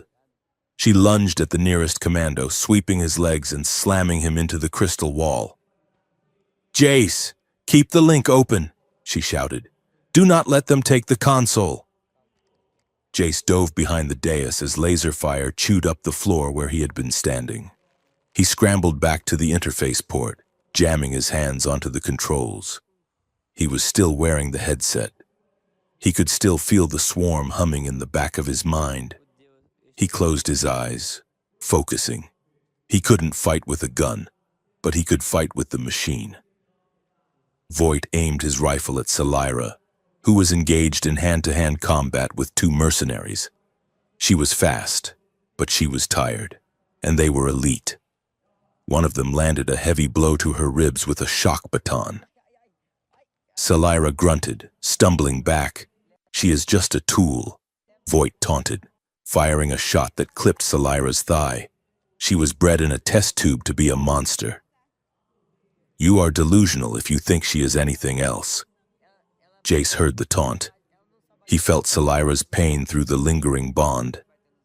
He gritted his teeth. She is not a tool, Jace screamed. He reached into the swarm's interface. He didn't use code. He used memory. He grabbed the image of Salira in the bazaar, holding the alien child. He grabbed the image of her laughing in the cramped shuttle cockpit. He grabbed the feeling of her hand in his, trembling and gentle. Broadcast this, Jace commanded the swarm. The crystal spire erupted with light. A holographic pulse wave exploded outward from the pillar. It wasn't radiation. It was pure emotion. The commandos froze. One mercenary, who had his knife raised to strike Salira, suddenly stopped. His eyes went wide. He gasped, dropping the knife. For a second, he wasn't a killer. He felt the overwhelming urge to protect the woman in front of him. He felt Jace's love for her. Voight staggered, clutching his head. What is this? Voight screamed. What are you doing? I am changing the channel, Jace yelled. Salira took the opening. She kicked the confused mercenary away and spun, launching a bolt of bioelectricity at Voight. It hit his rifle, melting the barrel. Voight cursed, drawing a sidearm. Salira, finish it, Jace shouted. Salira looked at the swarm. It was swirling with gold and white light, pulsing with the memories Jace was feeding it. She realized then what had to be done. The fleets were too far away for a simple broadcast. To reach them, to override the fear of 2 billion souls, the swarm needed a permanent directive. It needed a soul to guide it. It needs a core, Salira said, her voice hollow. It cannot run on a loop. It needs a living consciousness to anchor the empathy. She looked at Jace. I have to go in, she said. What? Jace scrambled up from behind the console. I have to merge with it, Salira said, tears filling her eyes. Fully. If I upload my consciousness, I can become the filter. I can turn the weapon into a shield. But you will be gone, Jace cried. You will be just data. It is the only way to stop the war. Jace, I was made for this. I was made to be the ghost in the machine. She reached for the interface crown again. No, Jace said. He stepped over the console. He grabbed her hand. You are not doing this alone. Jace, you cannot. I am the anchor, remember? Jace said, his eyes fierce. You provide the power. I provide the context. We go in together. If we do that, Salira whispered, we might never come back. We will be trapped in the light. Jace looked at the commandos recovering from the blast. He looked at Voight, who was reloading. He looked at the sky, where the fleets were charging weapons. Then we will be trapped together, Jace said. He picked up the secondary headset. Ready? Salira looked at him. The love she felt was so strong it felt like it could crack the planet in half. Always, she said. They put the headsets on. They clasped hands. Voight raised his pistol. No, stop them. Salira and Jace closed their eyes. They pushed everything they were, every joke, every fear, every touch, every hope, into the stream. Activate. The world dissolved into white fire. The battle above Lysara began with the thunder of railguns and the screaming tear of plasma torpedoes. The void between the two armadas lit up with the jagged, blinding geometry of war. On the bridge of the Terran flagship Iron Will, Admiral Hackett watched the tactical display turn red. Fire all forward batteries, Hackett commanded, his voice tight with the grim anticipation of mass casualties. On the opposing side, aboard the Veskari dreadnought Glory of the Fang, High Counselor Vrak hissed his orders. Burn them from the sky. Leave nothing but dust. The missiles flew. The lasers locked on. The galaxy held its breath, waiting for the slaughter. And then, the spire on the planet below erupted. It was not an explosion of fire, it was a geyser of light. A column of shimmering liquid gold shot up from the surface, punching through the atmosphere and spreading out into the vacuum like a blooming flower. It moved faster than light, faster than thought.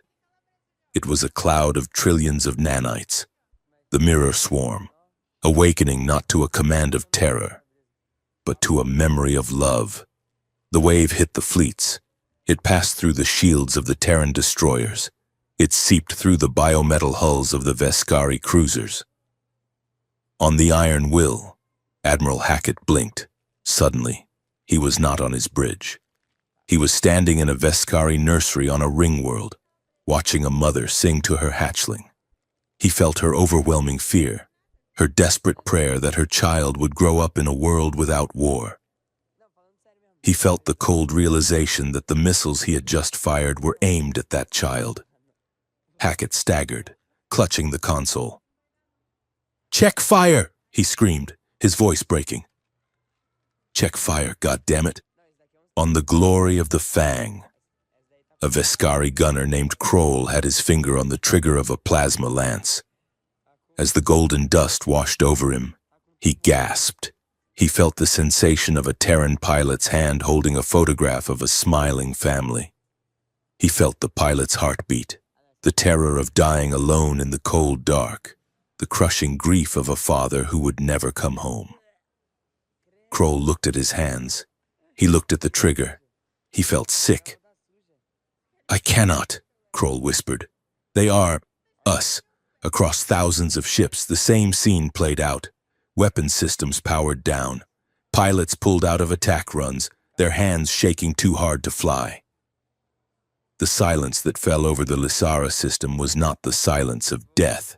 It was the silence of a collective, breathless realization. The war did not end with a bang. It ended because the soldiers simply refused to kill themselves. Deep in the crystal chamber, the air was still crackling with the aftershocks of the activation. Alistair Voight stood frozen, his eyes wide with confusion. The golden light swirled around the room, thick as water. "What have you done?" Voight screamed, raising his pistol. "You ruined the algorithm." He aimed at the two figures slumped against the control interface.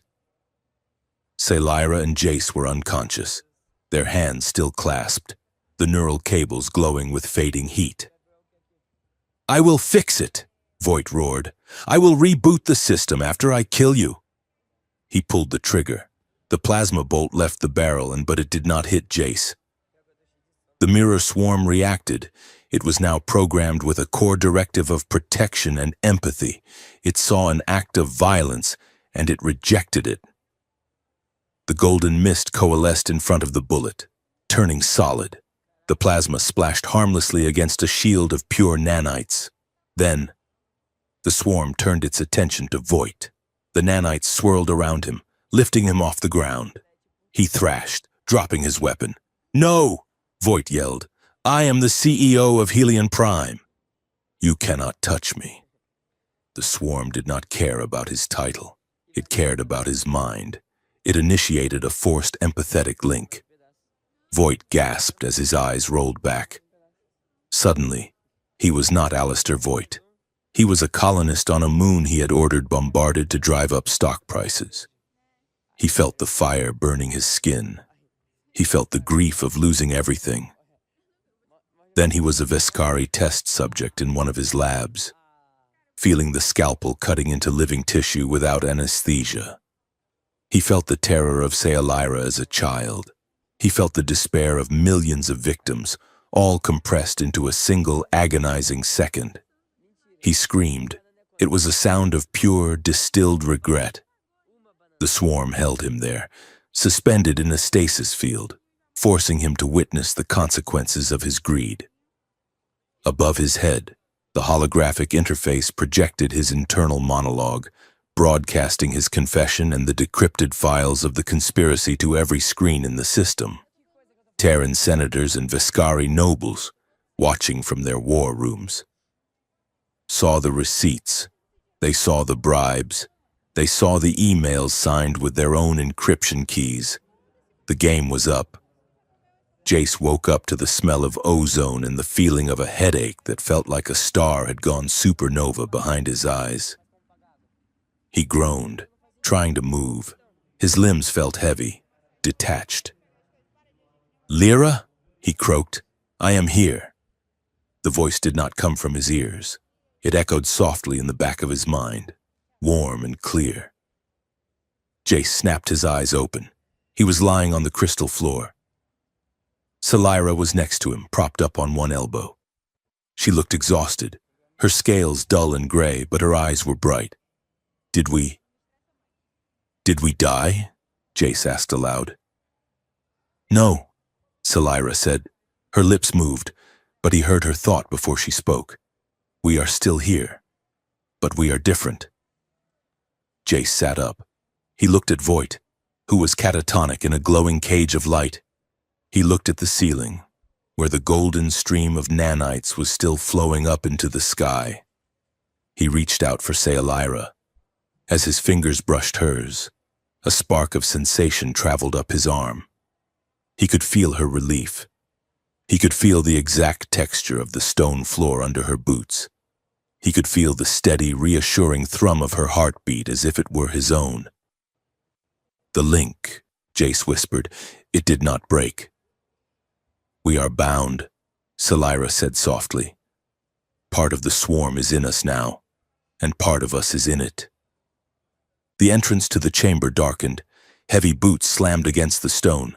Veskari royal guards stormed in, weapons raised, but they did not fire. They looked at the golden light, then at the princess. "Your Highness," the captain said, his voice trembling. "Please, step away from the human." Sealira stood up. She swayed, and Jace immediately grabbed her waist to steady her. "I am not stepping away," Sealira said. The captain hesitated. He looked at the data scrolling on the screens, the proof of the Emperor's betrayal, the exposure of the conspiracy. "We have orders to take you into custody," the captain said, "for your own protection, and for the tribunal." Jace stepped in front of her. "She saved you," Jace shouted. "She saved all of you. It is okay." "Jace," Sealira said, placing a hand on his chest, "I am not afraid. I can feel them. They are not going to hurt us. They are confused." Jace looked at the guards. He felt it too. A ripple of uncertainty and awe coming from the soldiers. "Fine," Jace said. "But I am coming with her." The captain looked at the human, then at the princess. "We would not dare separate you," the captain said quietly. The Interstellar Ethics Tribunal was held on the neutral moon of Arrakis. It was the trial of the century, broadcast to 300 worlds. The gallery was packed with diplomats, generals, and corporate sharks, all desperate to spin the narrative. Salyra sat in the center of the chamber. She wore no armor. She wore a simple white robe that left her arms bare, exposing her scars and her bioluminescence to the galaxy. Jace sat beside her at the defense table. He wore a stiff suit that he hated, but he held her hand openly, defying every protocol in the book. The Chief Justice, a fluid-form aquatic alien in a containment suit, looked down from the bench. "Princess Salyra," the Justice bubbled. "You are charged with the unauthorized activation of a Class Alpha doomsday weapon. You are charged with high treason against the Veskari Empire. You are charged with gross negligence of galactic safety. How do you plead?" Salyra stood up.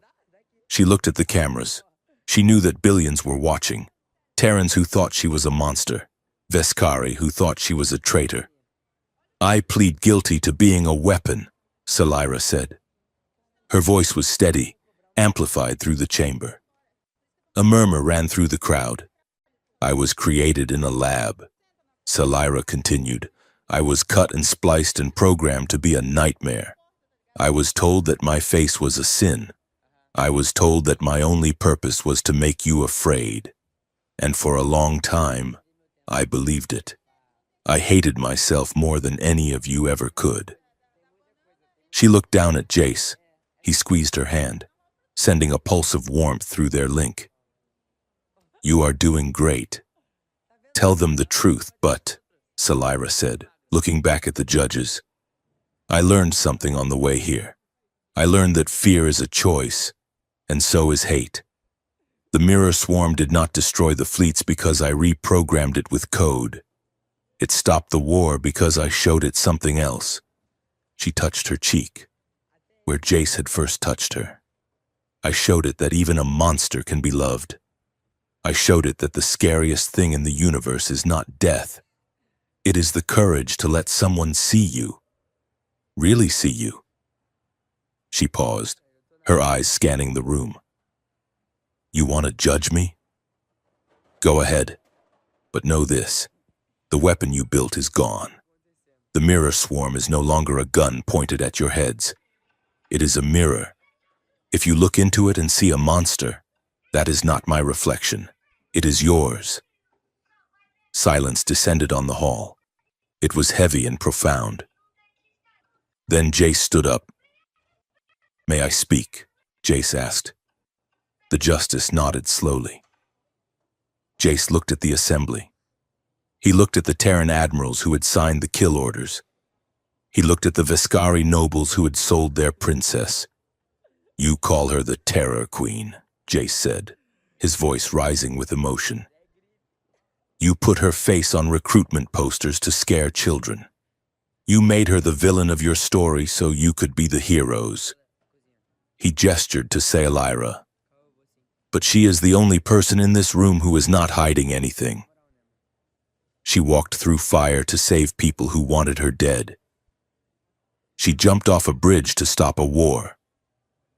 She is the bravest, most beautiful mind I have ever known, in any star system." He looked at the cameras, grinning fiercely. "And yeah, she has fangs. And yeah, she glows in the dark. But if you think that makes her ugly, then you are blind. She is the future. And if you want to lock her up, you have to lock me up too. Because I am not going anywhere without her." The gallery erupted.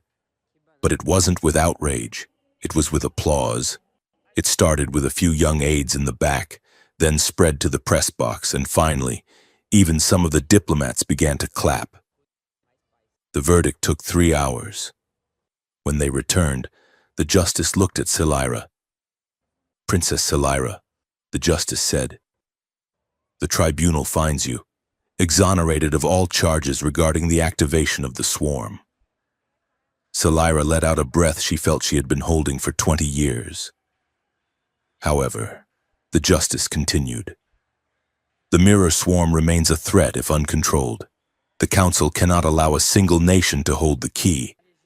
Therefore, we are establishing the Interstellar Ethics Council to oversee its use. You, Princess, are the only one who can interface with it safely. You are sentenced to a job." "A job?" Selira blinked.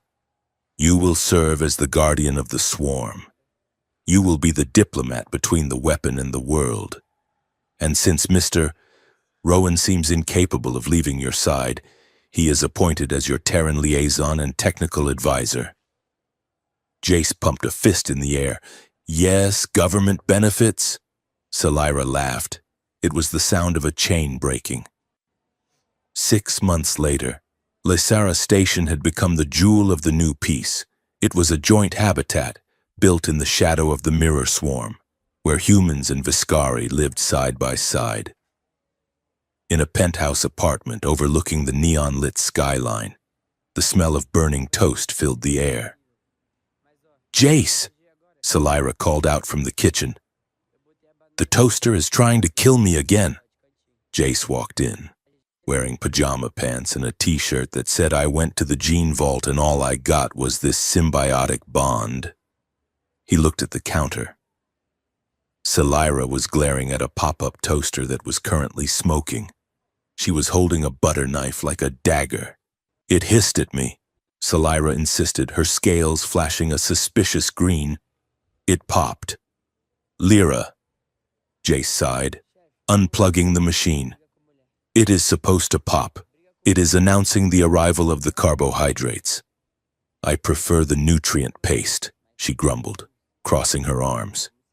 "It does not use pyrotechnics."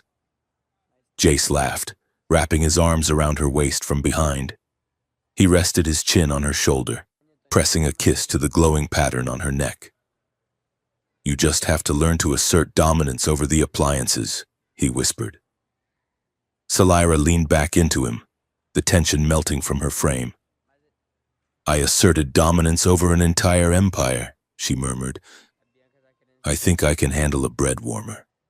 Their domestic life was a series of these small, ridiculous victories. Jace teaching her how to eat pizza without getting sauce on her chin. Selira teaching him the Vescari gravity dance, which mostly resulted in Jace tripping over his own feet and Selira catching him with effortless, amused grace. But it was the quiet moments that mattered. Later that night, they sat on the couch, watching the news. The galaxy was still messy. There were still skirmishes, still politicians arguing. But the big war, the war of extermination, was over.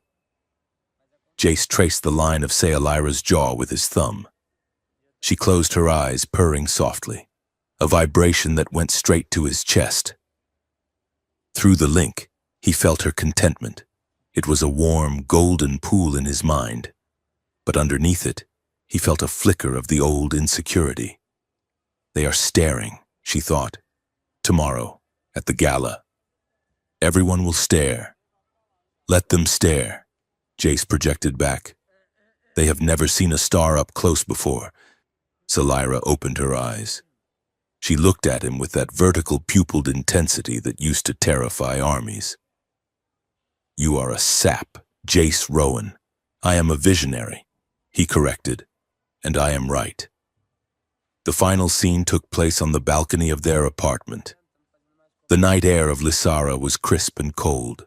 Above them, the sky was a tapestry of stars. But the most dominant feature was the ring. The mirror swarm had formed a stable orbit around the planet. It looked like a halo of silver dust, catching the light of the sun and refracting it into a million colors. It was silent now, dormant, but it was there, a reminder of the choice the galaxy had made. Selira leaned against the railing, the wind playing with her dark hair. She wore a gown of midnight blue that shimmered like her own skin. Jace stood beside her, holding 2 glasses of synth wine. He handed her one. To the monsters, he toasted. Salira clinked her glass against his. To the mechanics, she replied. She looked up at the ring of nanites. I will never get used to it, she said quietly. What? The way they look at me now? I walked through the market today. A mother pushed her child toward me. She wanted me to bless him. 6 months ago, she would have run screaming. People change. Lyra, Jace said. When you give them a reason to. She turned to him. Her eyes were shimmering, reflecting the starlight. I am still scary sometimes, she whispered. I still have the nightmares. I still feel the urge to put the armor back on. Jace set his glass down on the railing. He stepped closer, wrapping his arms around her, pulling her back against his chest. He rested his cheek against her temple. You are not scary, he said softly. And if anyone calls you ugly and scary again, I am going to petition the council. Oh? Salira smiled. And what will you demand? I will demand they rename the galaxy, Jace said seriously.